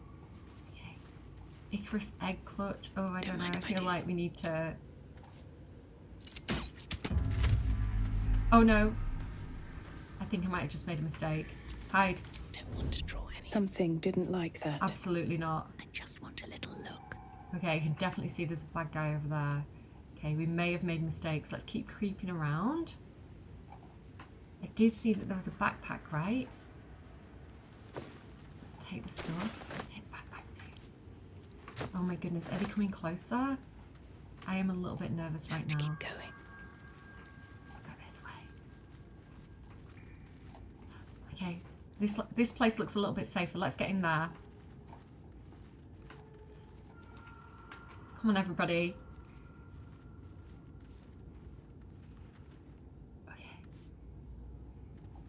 I feel like I wanted Gale down here with me. Why is Will with me? I feel like I've got the wrong group. Okay, it's fine, it's fine. We can make this work. Okay. What is this place? It looks like somebody was like hiding out down here. Oh, it looks like they were like experimenting on like spider eggs or like eating them or something. That's really gross. Okay, let's inspect these shelves. There's a burnt journal. Let's have a read of that. Most of the book's pages have been carefully burnt away. Those that remain contain a single sentence, rewritten in varying stages of agitation. In her form, I find ecstasy. The spell is not enough. In her form? Is that relating to Lolth? Okay, what's in this box? Okay, trap kits, we'll take them. Oh, you okay? Where are you going? I don't know why she went such an awkward way to get into that box, but fine. I mean, maybe she's hiding. I would too. It's quite scary in here. Okay, what have we got here? Missives of Candlekeep, Oral Histories of Faerun, Gift and Mind Flayers, and Soul Coin a Treaty. Okay, we'll keep those for further reference. I don't feel like we need to read them right now. There's another book here, a journal, bloody journal. Though originally a screed on Lolth, told you so, penned in blood, this book's crimson script has been smeared away in several places, a different handwriting on top of it. So it seems like the person who was down here was going a little bit crazy. I recall my life upon the surface with more than regret. I weep for the decades spent treading the murky waters of profanity while my true queen waited in the shadows. Even my name, Eliette, feels foreign and foul upon my tongue. A high elf, exalted by Lolth herself, my drow captors can hardly fathom it, but I see their house's downfall in visions granted by the Spider Queen herself. When that day comes, when some unnamed whelp from an insignificant house cuts the matron mother's throat, I will escape. I will find solitude and I will worship Lolth with my very soul. So this person was like captured by the drow and then heard Lolth's whispers in their mind and then like also became loyal to Lolth. Okay, this person sounds a little bit messed up. This sounds like almost a Stockholm syndrome situation. There's another one here, web covered journal. This book's leaves are stuck together with thick webbing that leaches ink when pulled from the page. Only the final entry remains remotely legible. It is time. I will forever transcend this blasphemous flesh and refashion myself in the Queen's image. No longer will I be bound to this lowly form, this base shape of organ and bone. Even the archnomancers of Menzoberranzan will weep at my feet, their little spells, so feeble and fleeting. Today I found the House of Loth, and I shall be its matriarch. Oh. That's a fun voice. I might not be able to do Gale's voice, but I can do crazy Loth follower voice pretty well, I think. Oh my goodness, look, spider step boots. Immune to being enwebbed, your movement speed is not affected by web surfaces. Well, I think we might need that. We do actually have these quite a bit ourselves. These are modded boots that we got earlier. So Cordia already has Nightwalker, can't be enwebbed, entangled or ensnared, and can't slip on grease or ice. Will doesn't have any decent boots on, so I think Astarion does. He's got Misty Step. We'll go ahead and we'll put these on Will, so at least Will's not going to get as tangled up in the webs as we are. There we go, sweet. Okay, there's another journal here. A journal filled with hastily sketched diagrams of spiders and various spell runes. The captions are largely written in code, save for a few passages near the end that are penned in shaky common. They can sense my devotion. It draws them. I hear them in the shadows. Whispers from the dark, mother. I woke to a gift wrapped in spider silk. A pair of boots. Taken from a heretic's corpse. Lord sends her daughters to reward my faith, to let me know I'm on the right path. Another gift. A corpse of a drow. Sigils scarred upon his face. An archnomancer. One with the powers to inhabit the spider's form. It is a message, a calling.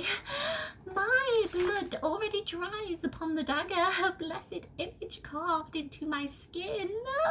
Oh, very, very creepy. And then because we read the 4 journals, we've got inspiration, so we'll take it. Sweet. There's a ritual diagram. They're clearly trying to transcend the mortal form, and I assume, yeah, look, transcendence. An ornate diagram is drawn upon the parchment, depicting a ritual of some kind. At the bottom, 2 figures, a spider and an elf, are sketched within overlapping circles. A single word is penned beneath them, transcendence. There's a common theme, actually. We'll encounter this again, this idea of, like, marking the skin in order to transcend into a different form. Yeah, so, oh, look at this as well. We've got lots of spell scrolls. It feels like it's arming us, right? It feels like it's giving us a lot of stuff to prepare with. Let's head over here. Okay, so this is where we're heading. This is where we want to get over to. I don't think there's very much we can do from here. But if we get close enough, I can see spider eggs over here, so this feels like, yeah, I can't reach. I'm out of range here, unfortunately. But maybe we can work our way around there, get a bit closer and take out some of those spider eggs. Oh my goodness, there's something right there. Oh no, I don't like this. People who don't like spiders, this part is not going to be for you. Yeah, this is not looking great. I kind of want to panic save. Okay. Let's keep going. Everything's gonna be fine. I'm sure everything's gonna be fine. Okay. Alright, we're gonna have to start clearing out this area a little bit, I think. Okay, let's shoot this guy down.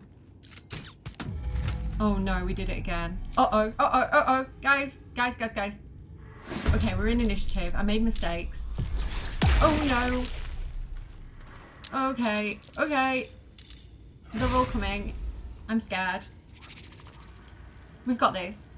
I am a waitress wearing a white dress. Look how I got this. Look how I do this. Ah! The phase spiders are very spooky. They can teleport, which I don't love about them. Okay, I don't even have my action. It took away my action. No.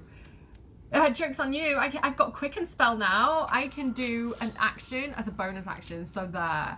What do I want to do? Is that... He's not quite on that web, is he? If they're on the middle of it, you can shoot the web and, like, make it fall.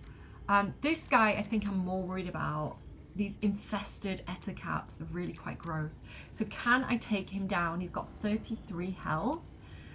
I think my strongest spell right now is probably going to be Chromatic Orb. Can I use thunder damage on them? Let me just check. Infested. 2 to 8 damage per turn. Crawling with tiny spiders that deal 1 to 4 piercing damage and 1 to 4 poison damage each turn.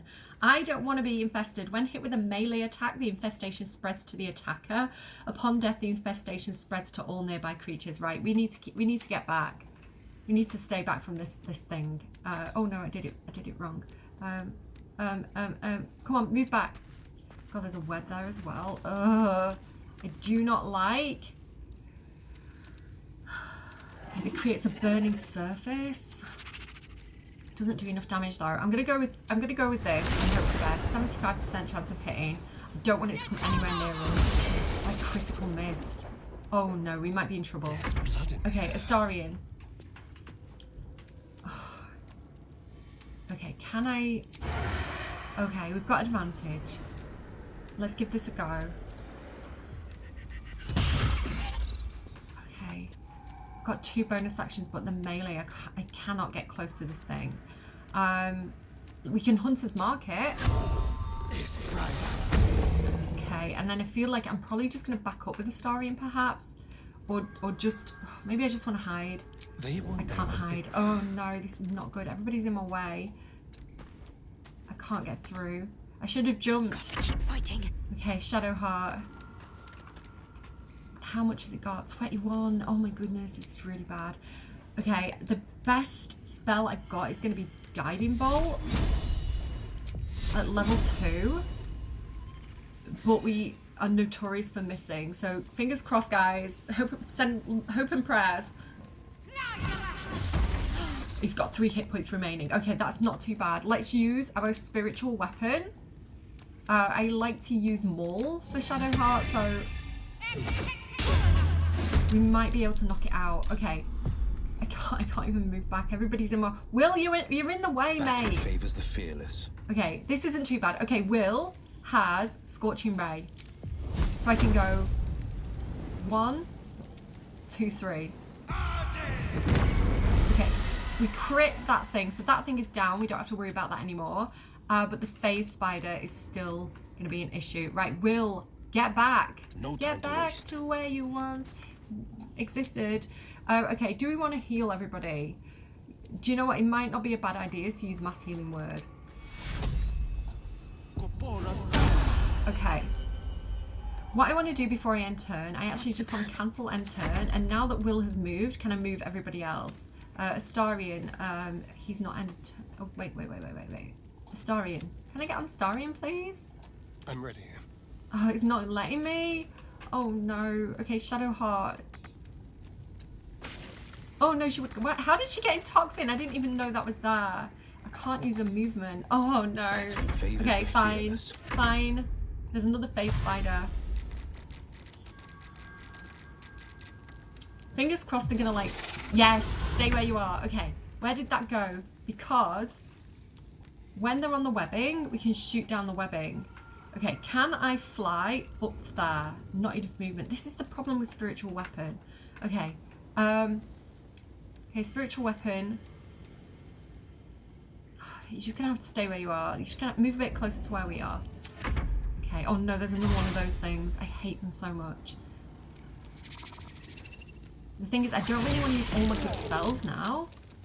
Why didn't you stay in the middle of the thing so I can make you fall down? Okay. Okay. Can I use animal friendship and convince it not to attack me? Will that work? It must be a beast. It's not considered a beast.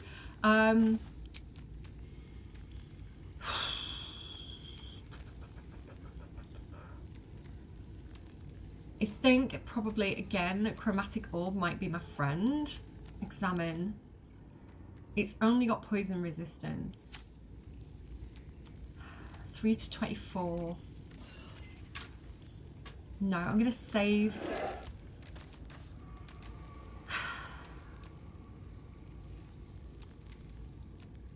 Because I know what I've got to do, right? So I don't want to use all my good spells right now. Sacred Flame is not going to do very much to it. Let's go ahead with a magic missile at level 1. And we're just going to do all 3 on that face spider. Okay, how much health has it got left? I'm sorry, the angle's so awful. It's only got 2 hit points left. So I think what I'm going to do next is... I'm just going to back up. We're just going to back up. So we're not in a huddle, just in case it uses like acid on us again. Time to kill. Right. Astarion. Astarion, I would love for you to sneak attack that guy if you can. What I want to do with Astarion is... I'm going to Misty Step here. I don't want to use my Misty Step. No, I want to save my Misty Step. Sorry guys, I know this is probably quite painful to watch. I can take out the face spider. Can I actually get up there? Right, I can get close to the face spider. I might be able to get melee with the face spider. He's saved with the webbing because of his boots. Let's go ahead and... Do we want to bite the face spider? Let's go for it. It makes us happy. It gives us a bit of an advantage, doesn't it? Okay, good job, Astarion. Right, if you hide... Okay. And now can you hit this thing? 99% chance of hitting. Go. Yes. Don't stand on the bloody web, though. What are you doing? Okay, I'm annoyed that he stood on the web. That's not the best. Okay, let's keep going. Talk to me. Alright, Shadowheart, can we get this guy? Oh, I'm just going to go ahead and try with the Guiding Bolt again, because they're not the best. I can probably do level 1. Okay, not bad. 13. Okay, I think we've got this. I think we're going to be okay. Famous last words. Let's try and get to a better vantage point. We'll go up here with Astarion. Oh. She can't get up there. She's in webbed. That's not great. Let's do a little healing on us. I don't want to use up all the spells. Use a healing potion. Okay, that's what we've got. This is my we're really far back now, which is not the best. There's that toxin. Right, stay out of the toxin wheel. Just get a bit closer. And I reckon we can get that guy with an Eldritch Blast. Can we? Not enough movement. Okay, can we... Why?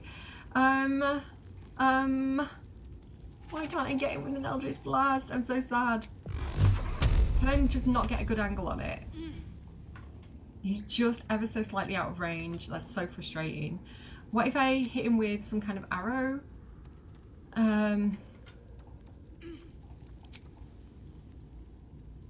Right, Will, just skip your turn. Okay, Oh! We're taking some damage, guys. Can this thing get to it? No, I'm just gonna fly closer to it. Ugh. I hate it, I hate it, I hate it. Okay, she used dash as its action though, so hopefully it hasn't got another action. Oh no, he's right next to, it's right next to Shadowheart though. If I take it out, Shadowheart's gonna get infested.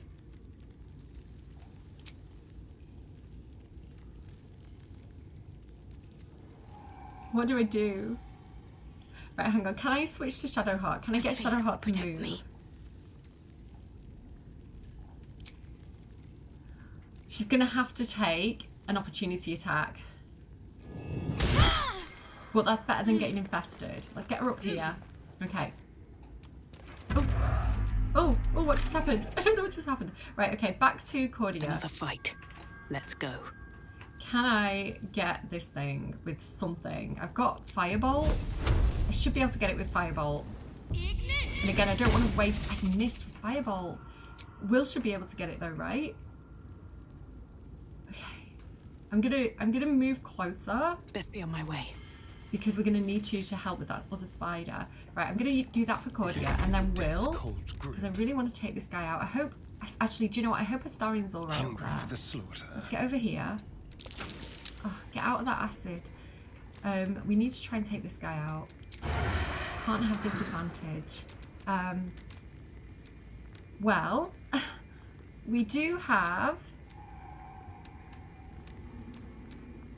I can apply Hunter's Mark. And I probably can't hide, right? Let's just straightforward. Let's fire arrow it. Immune to simple toxin. Okay, well, I didn't want to use simple toxin. Can I just go up and stab it? Don't have enough movement. What do you have? Historian. Let's use Bardic Inspiration. No, I want to save. Again, I don't want to use everything now because we did that. Do you remember in when we went to confront Korga and I didn't have any spell slots left because I'd used them all earlier. So I want to save my spell slots. But let's try and hide. You never know. We might get lucky. Not quite. Okay. Can't give up. Okay. Shadowheart. Let's try and take out this spider. What's it got? 14 hit points. She hasn't got any arrows. I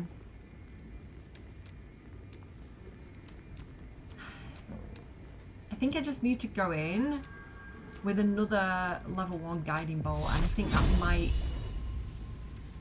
be alright. Yeah, okay. Alright, I'm glad that worked, because if she missed, we might have been in a little bit more trouble. Let's move over here. And we're just going to go ahead and I'm not going to heal because we'll use a short rest to heal in a second, but I think we're going to be okay. All right. On the victor's path. Will, can we get this guy with an Eldritch Blast? Okay, we're all right. We didn't get infected. Why would you run down here? Why would you run down here and run through the simple toxin, Shadowheart? Honestly, Astarion didn't do that, did he? Okay. I don't like it down here. It was bringing back bad memories, guys. Awake and alert. When I was under Loth's rule and it was scary and I had to fight to survive. I'm so tired. How do people do this all day? I don't know, Astarion, but we've got more to do before we get to rest, okay? Okay, let's head around this way, I think. Oh, is that everything, or is there going to be more? Okay, I want to head over here, because I think this little group here has some interesting things on them. There's this apprentice pack. So we've got a book here, Apprentice's Journal. Uktar again! I don't understand what Uktar is. Let it be known that I left my homeland because I was bound to my master, and not because I chose to. Were it not for the oath I swore, I would still be home serving the Zulkirs, and not tending to the hogpox in this crude hamlet. However, an oath is an oath, so they're a paladin, and I will serve him. It is my duty until I am released. The early journal entries are written in a delicate, intricate script that gets rougher and wilder the more pages you turn. It ends with one hastily scrawled entry. They did it! The Dark Justiciars got the old barstool before the Zulkirs could. Now he's bleeding out, and once he's gone, I'll be free of this oath. I can go back. I'll return to the tome of necromancy he stole. They'll forgive me then. They know. Oh, this is the apprentice that was working for the necromancer that Dirge and Gale were just dealing with. Do you remember it said that it was the necromancer, the apprentice, and the bucket, shovel. So yeah, this is the apprentice.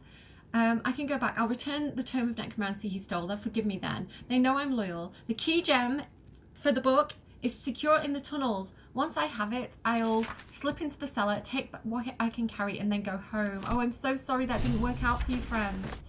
Oh. And they've got a spurred band, frantic urgency. During combat, when the wearer starts their turn with 50% hit points or less, they gain momentum, which means they can run faster for one turn. Okay, who wants to have that? I feel like maybe Will, because he's got that really good flame sword, right? So, you know, getting into range might be useful. Or Astarion being really sneaky. Now let's give Will one, because he doesn't have anything yet. Okay. And then there's the skeleton as well. They just have a sword on them. Okay, a rusted blade, spider silk cocoon, what's inside that? A healing potion, we'll take it. Another backpack. Okay, so some good stuff down here. I'm gonna go around and kind of collect everything there is to collect off camera, because otherwise it's just gonna take far too long. But I want to get some of the good stuff with you guys. Let's take this backpack, and we'll take this backpack as well. Again, just because it's handy to have them. Okay, and then over here, this makes me really sad, guys. 'Cause they look like a goblin, but if you actually look, it says dead goblin child. And I don't care if they're a goblin or not. If they're a kid, you know, they don't. I'm not leaving them down here in this horrible place all alone. It's not okay. So I'm gonna have Shadowheart pick up this goblin child, and we'll take them somewhere nicer. I did want to put them in that coffin, in the pretty looking coffin where all the skeletons came out, but unfortunately, yeah, that was triggered and broken. So we'll find somewhere nice. We'll put them somewhere near the goblin camp, because I don't want to leave a child down here. Right, I want to kind of creep around, probably through this way. So let me just use Firebolt to get rid of all this webbing. And up here too. And again, we'll kind of come back and clear this place later. Is there anything in this barrel? Okay. Let's creep just again. out of view. Okay, so this is a pretty decent vantage point, I feel. So there's a spider down there, but we also want to make sure we destroy all these like spider sacks before we get into combat, because we don't want those to trigger and all the spiders to come out. So I'm going to ungroup. Let me just go back here a little bit. Okay, I have a little bit of a strategy here. So who do I want to do this with? Let me get Shadowheart and we'll ungroup her. And then I want Shadowheart to come over here. And I want her to initiate combat. Oh gosh, it's saving. That's a bad sign. By hitting this thing. So let me go ahead and use... I just want to use... Let's use Firebolt on it. Okay. We're in combat. That's the mother. That's the mother spider. Oh, we've surprised hells. everybody. Oh hells, she says. Okay, we're all right. This is what I wanted, because now that everybody's in combat, they can't move. But I kept everybody else out of combat so we can actually move, right? So I am very sneaky. I'm gonna ungroup everybody. We're all gonna go around separately, and we're gonna sneak up here. Okay. So, how do I get over there? Astarion. Can you come over here, please? Nice and easy. And we want to not alert this one to what we're doing. But I'm going to have him misty step to about here and hopefully not be seen by anything. Okay. So now what I want to do is just go ahead and destroy all these eggs. Oh no, he's in combat. Damn it. Damn it, damn it, damn it. I really wanted him to sneak. Oh no. Okay. Alright. This is okay. We'll just take out as many as we can, because all of these can be a bloody spider if we're not careful. Okay, just go over here. Moving. Okay, alright. We're still okay. Let's go to Will and Cordia then and try a slightly different technique. Group mode, untoggle. Okay, actually, no. Toggle together, group. We'll have these sneak around this way. Steady now. Okay. Oh, no, I didn't mean to pickpocket her. Not a peep. Okay. Let's head over here and try and get a different vantage point. Okay, can you see all the eggs that she has? So we don't want her to be able to like trigger all those eggs, basically, is the problem. So let me ungroup, and we can get Will over here. And then he's got things like, what do we want to do? We've got Scorching Ray. I think it might be a good idea to use a fire arrow. Let me just go to Astarion, and we'll send some of these fire arrows over to Will. And then we'll fire an arrow and hope that it destroys these eggs here. Come on, Will. Sweet. And she hasn't noticed. Oh my god, perfect. Okay, she's also got some eggs near her as well. So can I... Oh my god. Oh no, we destroyed the webbing. Uh-oh. Uh-oh. Did we destroy the webbing? Oh, he hasn't got Misty Step. Okay. Will. Go ahead. Come over here. 2 steps at a time. And hide. And just kind of hang out there. Okay. We're not in combat, remember, yet. Don't waste a step. Okay. Cordia can Misty Step. So if we get her to Misty Step over here. And then we might be able to do the same. What is that? It's just ash. We might be able to do the same and get a ranged attack here. So if I use Chromatic Orb Fire, I might be able to get all these. Because basically when the matriarch gets a turn, all those will hatch and they'll be like little spiders. So we want to minimize that, right? Okay. And I'm still not in combat. Okay, so hide. To be cautious. Okay. There's still, I think there's still a couple left. Yeah, there's still a couple left. Okay, get a little bit closer. And we're gonna, I'm just gonna try and shoot them. Hope your soul is in good hands. Okay. We're okay, she's not seen us yet. Let's try and get that one. Fall by mine. No, she's seen me. Did I get it though? Did it? Yes, okay, I did get it. Okay, all right, we're okay. All right, let's go back to Will. Okay, Will. Can we get down? How do we get down here? Is there a way down? Possibly. Okay, let's sneak down here. And we'll go and help Astarion out. Okay, can he get these? This is the question. So use your arrow again. He's right behind that spider. He might get seen. Okay, that's all right though. That's okay. Okay, we're in initiative. So let's go to Shadowheart first and see what we can do here. So she hasn't got her main attack, but what we can do is Sanctuary Will. This'll help. And keep him a little bit safer. Okay. Right, we're okay. Let's start getting closer as well, because we do want to kind of like back everybody up. So let's go there. And we're in combat. Let's go. Okay, Astarion. I really want to get the spider matriarch, but we need her ideally to go on one of these webs. I'm a bit sad that we destroyed some of them. So he hasn't actually got anything he can do. I'm gonna have to skip turn. Okay, what can I do? I haven't got enough sorcery points to quicken spell, unfortunately. I don't feel like I'm in a great position. So what I'm going to actually do is I'm going to Misty Step and I'm going to try and tempt.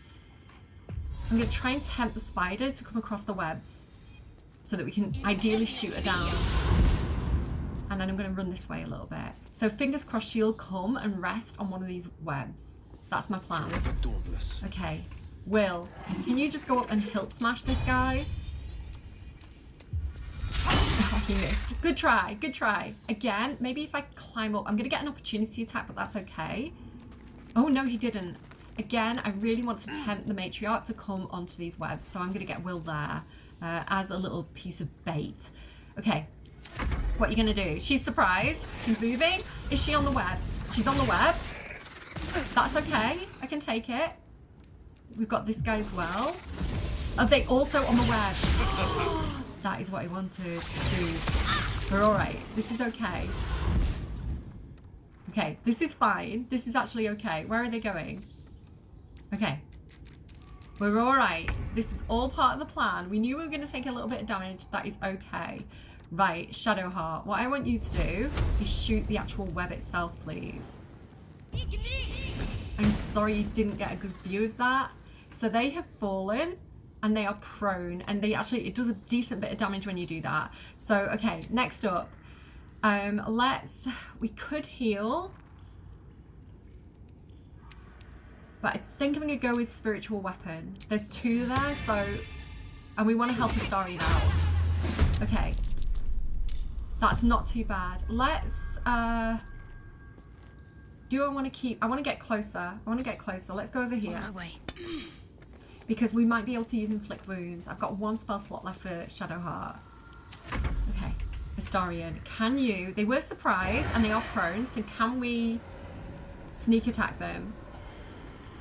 14 damage, that is not awful. Keep going, just keep going on the Spider Matriarch. Chip away at her.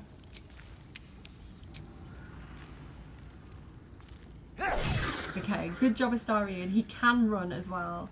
He can get distance. On my way. Oh, and he took damage, so good job. Okay, that's fine. No choice but to keep going. Alright. We do have this guy to deal with. He's only got 18 hit points, so I reckon we can probably take him. Let's go ahead and let's magic missile. Yeah. Okay, that's not bad. And then I'm gonna go ahead and do you reckon I can shove him?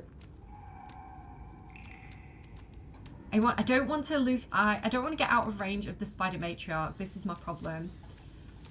Do you know what? We need to heal. 20 healing. Let's take it. Okay, perfect. And then we'll get closer over here. One day I'll catch a break. Cool. It will. Let's go. This is why I was keeping some of my spells back. Let's. Path is interrupted. Get a bit closer. Let's use Scorching Ray. 1, 2, 3. They haven't got fire resistance, have they? Examine. No, they haven't got fire resistance. Okay. And then we will... does anyone need healing or divine sense? Gain advantage on attack rolls. No, they're not celestials or fiends or anything like that. Let's just healing word on Astarion, because he needs it. Shadowheart is also not looking great. And we'll back up because I don't want to be pushed off the edge. Okay. What are you going to do? Oh, it's back up. It's back on a web. Stay where you are. That's what we want.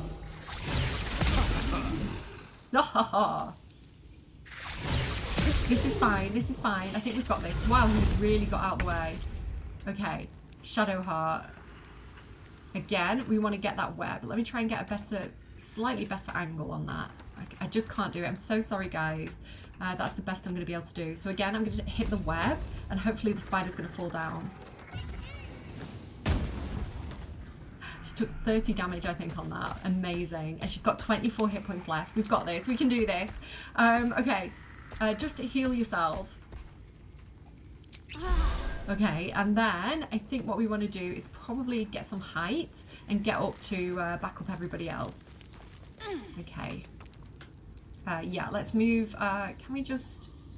Yeah, let's just get over there. Moving. We've got this. We can do this. Astarion's down there on his own with the Spider Matriarch, but I think he can handle it. 24 hit points. Can I? Do we have advantage? We don't currently have advantage. If I hide, can I get a decent shot on her? I might have to dash. Let me go over here. On the way. Don't see me, don't see me, don't see me, don't see me, don't see me. Oh, I think she saw me. That's okay. We can. I should have healed him, but he's going to be okay, guys. He has died down here before, and I had a lot of trouble, like, getting him back. Arrow of Ilmater, they can't regain hit points. I think we just go with... the Arrow of Ice might be interesting. I missed. No! Astarion, get out of there. Dude, get up with everybody else. He can't. It's going to be okay. It's going to be fine. Don't worry. We've got you, Astarion. Okay. 16 hit points. I've only got one level 2 spell remaining. What is going to be the best choice here? 16. The most damage I can do with this is 20. I'm going to give it a go because it's 100% guaranteed to hit.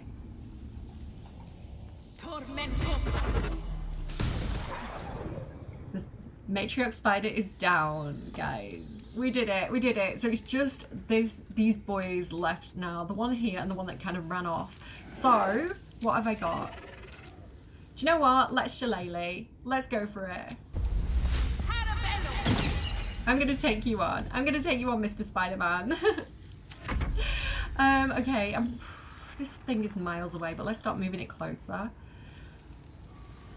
I wish this had better movement, but it doesn't. That's what we've got. Okay, Will. Let's go ahead. 15 hit points. I can do quite a bit of damage with Eldritch Blast, but let's go Scorching Ray, because this is the last battle of the day now. So we'll bring out our heavy hitters. Okay, and we'll just go ahead and start tracking down that other one, I think. Let's go over here. No time to waste. Sweet. What are you gonna do, mate? I might be able to shove him. Where is that spider? He's so far away. Okay. Shadowheart. Can I get close to him? No, I can't. Maybe I can Sacred Flame. If that's a cantrip, 50% chance of hitting. Let's try it. There we go. Okay, now we can focus our attention on that one that's tormenting Astarion. I don't know where it is. Oh, it's over there. How do we get to it? Right, okay, I can see where it is now. Let's Sanctuary Astarion. Where is he? God, that camera angle's not great. Can I Sanctuary him? I can, okay. Astarion, stay safe. Stay safe.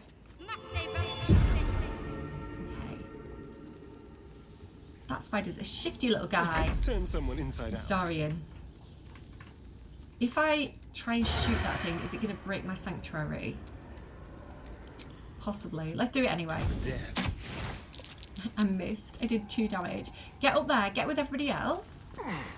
Because at least if we're in a huddle, he might come closer. And kind of get over here. And then heal a little bit. Maybe use one of Cordia's healing potions. There we go. And then just hide, and hopefully he's sanctuary, he's hidden, so hopefully he's not going to take any more hits. Cordia, can we get an angle on that spider? This little shifty guy over here. Can I get a hit on him? What if I go over here? Have to keep going. And then I've not got any spell slots left, but I can attempt to firebolt him perhaps. I'm not close enough. Can I arrow him? No, I'm just going to have to wait for him to come closer, I think.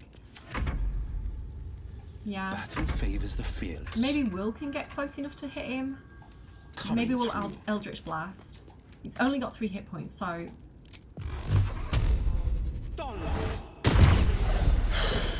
Guys, I am so glad that is over. That is kind of a hard fight, I feel. Let's regroup, everybody. Astarion with me. Shadowheart with me. I have something to ask. And nevertheless, as quirks go, that's a new one for me. I think she's talking about Gale there. Okay, I didn't mean to actually talk to you, but thanks for the chat. And then group. Okay. All right, guys. Again, I'm going to loot everything off camera. I think I've got all the important things from down here. So we get like spider sacks and things like that off them. The only other thing left that we really need to go and get is it there? Yeah. Let's try and make our way down there.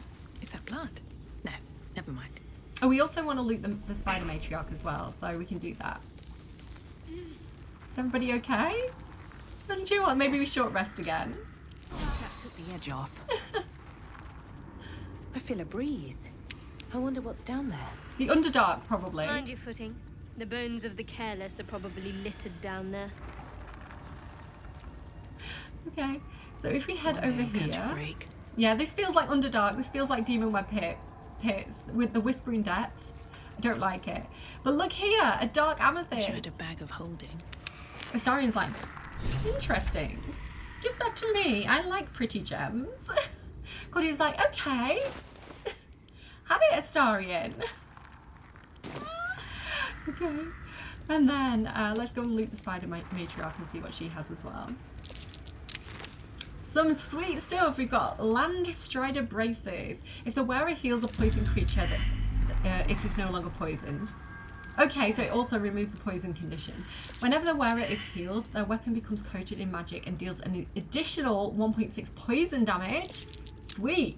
And then Poisonous Robes. When the wearer casts a spell that deals poison damage, it deals an additional 1d4 damage. Okay. I like the Poisonous Robes. I like the way they look. Everybody get out of the webs. What are you all doing? But I don't know who I want to wear them. I kind of want to put them on Astarion because I think they look kind of cool on him. They look good on me as well. Let me just show you what these robes look like. So they're kind of impressive. Maybe we'll put them on Dirge. I do like the style of them. But Who does poison damage spells? No one really. So I'm gonna have to probably have a think about that and who I want to put those on. I really like the idea of like the additional poison damage. If they become healed, their weapon becomes coated in poison. So I'm gonna have to work out which one of my characters is gonna deal poison damage, because we can maybe stack that with some other items and conditions and kind of like up the amount of damage they're gonna do. Normally I have Astarion as my poisoner. But I don't know, Lae'zel's got Wyvern poison. And I like the idea of Dirge, because he's an assassin, also being a poisoner. So I'm going to have to figure that out. Who's going to do acid damage? Who's going to do poison damage? I'll have a think about that and kind of decide ready for the next episode. But that robe does look good on Astarion if we paint it, if we make it red.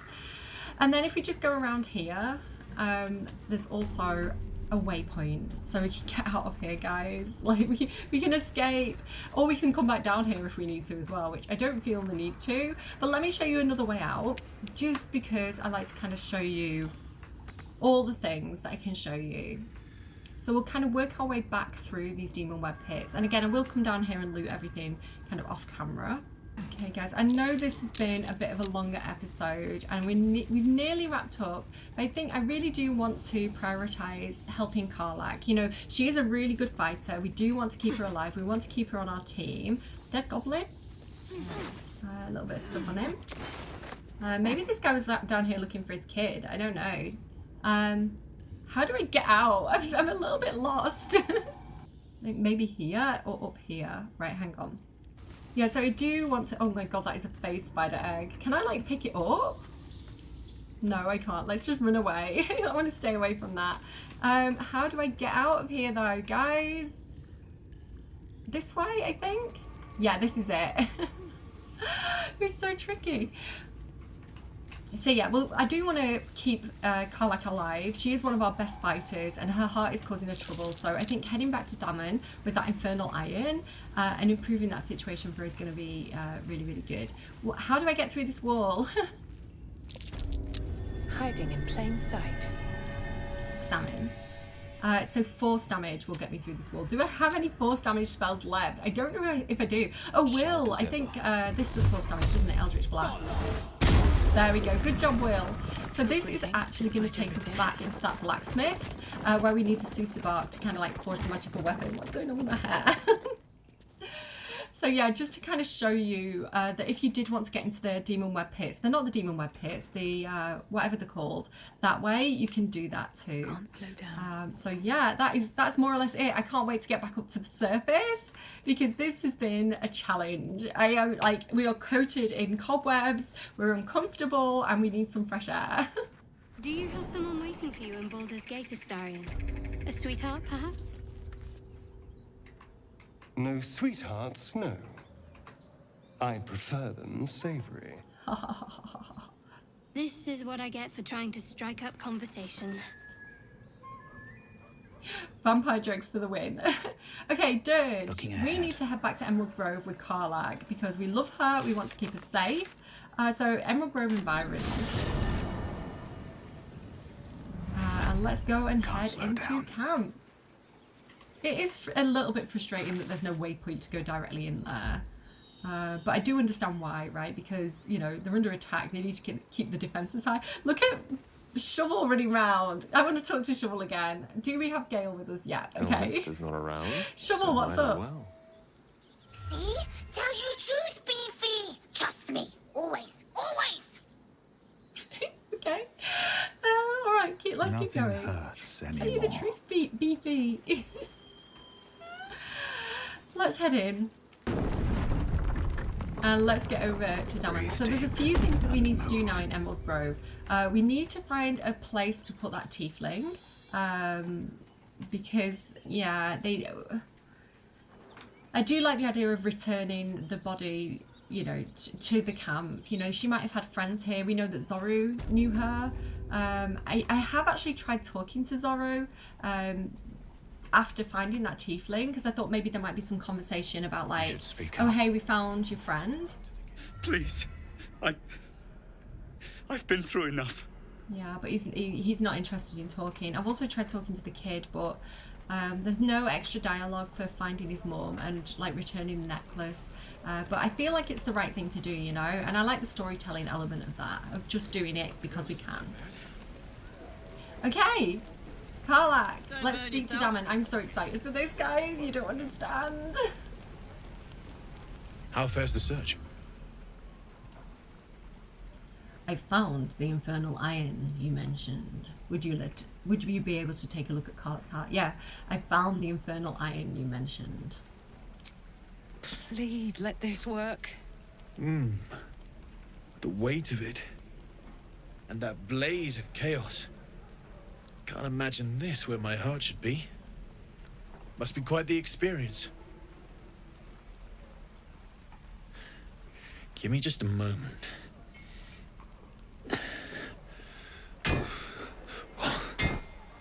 And I think...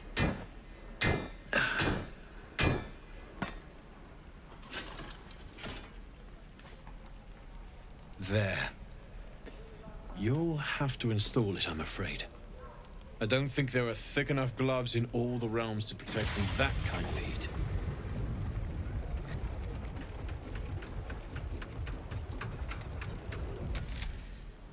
That feels... good. I'm still burning hot as hell's hole, but I feel less...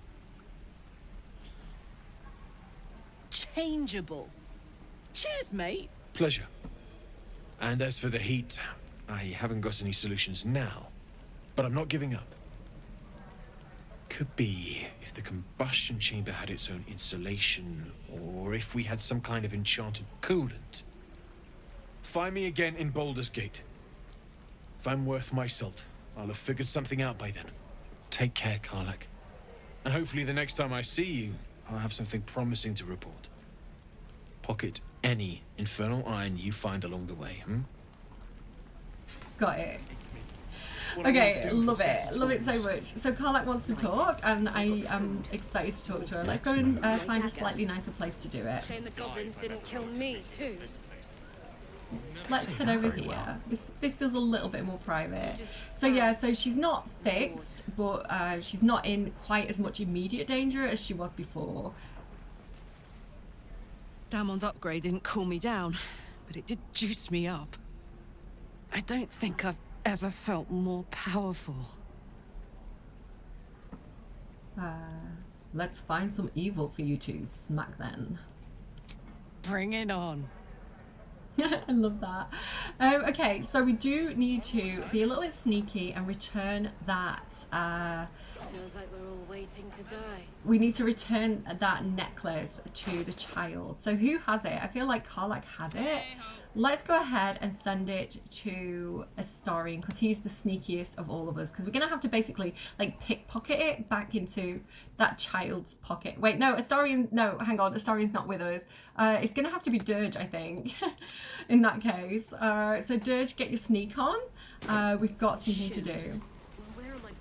Okay, let's go back down to the kid's little hideout, and we'll find. Is it Melly? I feel like it's Melly. We'll find Melly and we'll give him his mum's locket. Again, there's no actual dialogue for this, unfortunately. It would have been really cute if there was, but it's such a big game. I just feel like, you know, they couldn't cover every eventuality. I'll just kind of show you. Look. You're the first grown-up who's ever gotten in here. Not bad. All right, so I'm just gonna go ahead and get behind him here, and I'm gonna get my inventory up. And here's the locket. So I'm gonna be as sneaky as I can. If I go here, can anyone see me? No. Oh, yes, they could. Damn it. I need new pockets. Stop looking, Mercon. Okay, we're gonna have to provide a distraction. Karlach, ungroup. Karlach, the least sneaky of all of us. Attention. Go over here. Toes. And maybe we can divert some attention. Used to lying low. Okay. The gate will never see us coming. What if I go over here? Soldier. Sorry about Okay, he's over here. He's not looking anymore. So if I go over here, no, and I do it again. people are going to be looking at Karlach and not No me. one stopped me So if yet. I hide now... Oh no. Right, can I go invisible or something? Do you have like potions of invisibility? There's got to be a way to do this. Invis. Can Gale make me invisible? Gale, do you have invisibility spells yet? I'll figure it out, guys. I'm determined. Right, he can't do that yet. Oh my god, Merkin, go away. All's well that ends. I'm trying to do something nice here. I could have. Okay, right, he's gone. Hide. Out of sight. Sneak over. Oh, they keep seeing me. I don't know what to do. I don't know what to do. Right, I know. Lazel. Guidance. Merkin, go away. Will ever believe this. What if I get Gale's cat out and distract people? Right, Gale, get your cat. Lovely day, this. Do I even have any spell slots left? I do. Okay, cat. I see you later, Bucket. I call him Bucket because I've renamed him to Bucket in my playthrough. Right, Gale's cat. Distract everybody.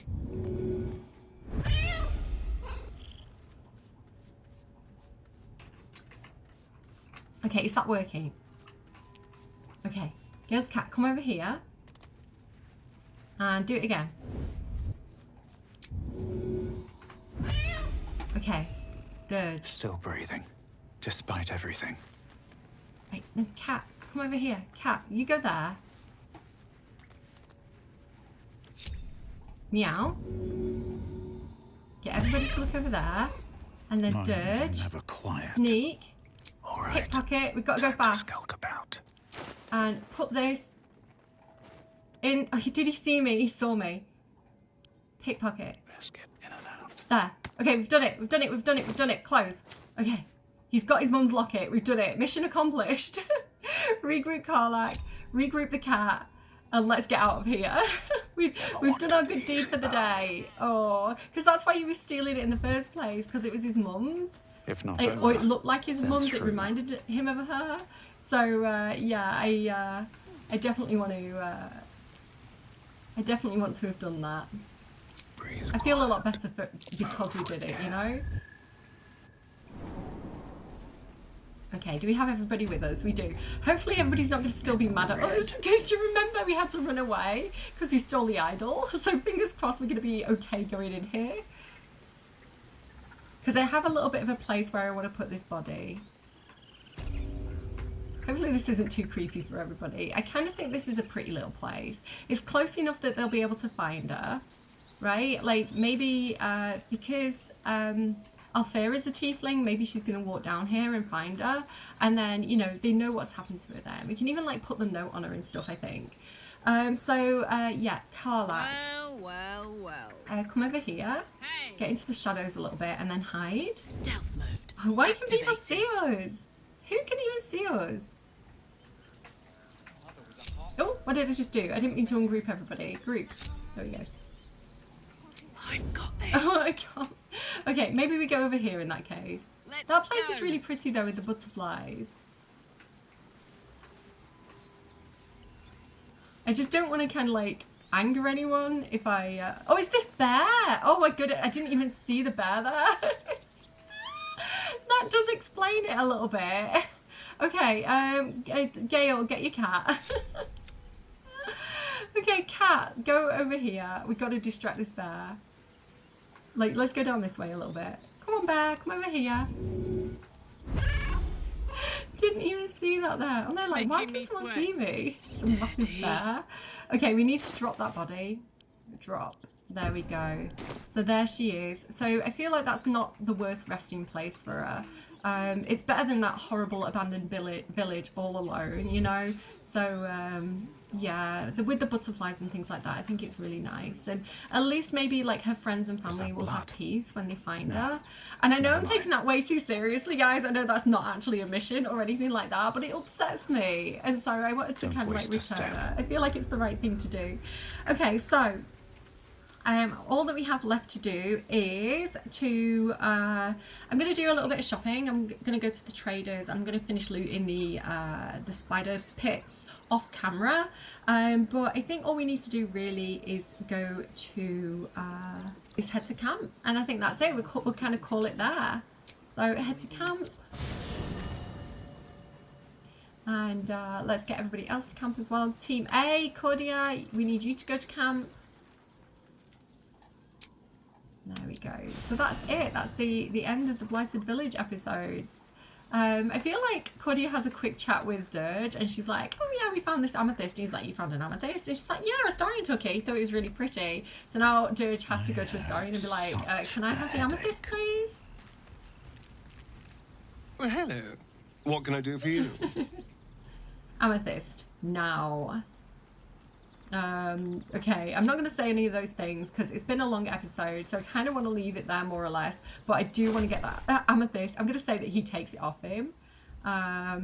Send to Dirge, and yeah, I'm going to say Dirge sneaks off. Moving ahead.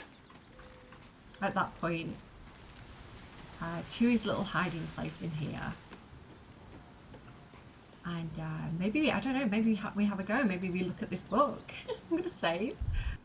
Again, he's kind of got a bit of an obsession with death. So I do like the idea of him being like, I want to look at this. I want to read this. I want to understand necromancy all on my own. Let's read it. The book is locked tight with no visible keyhole. Only an oval recess in the cover's mouth.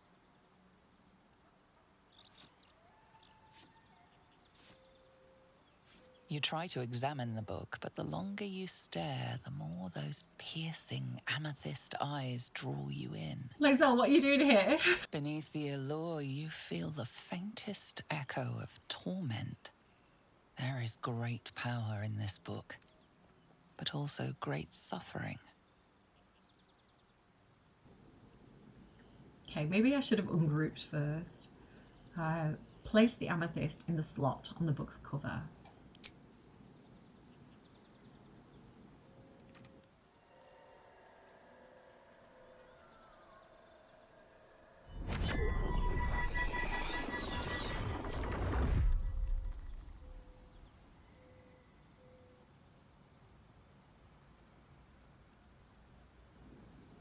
Okay. So there is a bit of dialogue where if you do this in front of Astarion, he's kind of like, you should give it to me. Gale is also interested in the book, and you can lose some kind of relationship points with I've been playing Sims too much, relationship points with approval, companion approval with Astarion if you do this in front of him, which is why I was trying to be a little bit sneaky. I am going to put the book away for now. And we'll leave it on a kind of cliffhanger because I don't want to lose. I don't know. He's curious. Like he went off to sneak away, and then Lae'zel kind of followed him. So he's kind of like, okay, like I was just looking. I was just looking, Lae'zel. Listen, she's so suspicious. So I'm gonna leave it there. I hope you're enjoying this series, as always. Leave me a like and subscribe if you haven't subscribed yet. I really appreciate all the support, all the comments as well. Like, I always love it when I find a new community and everybody's like super supportive. Like, it's such a lovely feeling. So thank you everybody who's been leaving the comments, both helpful, you know, giving me tips and things like that, and then you know, saying that you're enjoying the series as much as I am. That's amazing. And yeah, I'm gonna leave it there. And yeah, next episode, the plan is to head to the Goblin Camp. We've kind of spotted a likely place for it. We kind of know where it is, and we do need to find Halsin, who is the leader of the Druids. We need to find him and take him back. There's also a couple of missing druids, like the kid that the adventurers were with, you know, he went missing. We need to find out what happens to Volo. And, you know, I think Cordia especially, she knows that one of the goblin leaders, the absolute kind of bosses, is a drow. And I think she'll be very interested to go and talk to her because she doesn't know many drows. So yeah, that is definitely the plan. And I think it's going to be a really exciting couple of episodes. The Goblin Camp's quite a big big place. And yeah, follow me over there next week and we'll check that out. And thank you again, everybody, for all your support. I really appreciate you. And yeah, even though my back is hurting from all the Sims content I've been making, I was like, I can't let Team Baldur's Gate down. Like, I can't not do an episode for Friday. So yeah, I do appreciate that, you know, we're in this for the long haul, you know, and all that good stuff. Okay, I'm talking too much, as I always do. I appreciate your faces. Have a good week, and I will see you again soon. Bye. Call me a girl. Let's go. I'm about to go off like a weapon. Fuel to the top, got a filled up engine. In my thoughts, obsession. I will not stop, no, I'm never second guessing. I got a God complex. Haters love to hate, but I never feel pressed. Got a lot on my plate, but I never get stressed. I'll take all the pressure like I'm acing this test. Oh! Tear it up like I'm Jason. I see the world like it's ready for the taking. I see this place like a game I'm playing. Straight to the bank to collect my payments. No negotiations, it's my way, I was born impatient. And like a damn Freemason, I'll run this nation. They call me a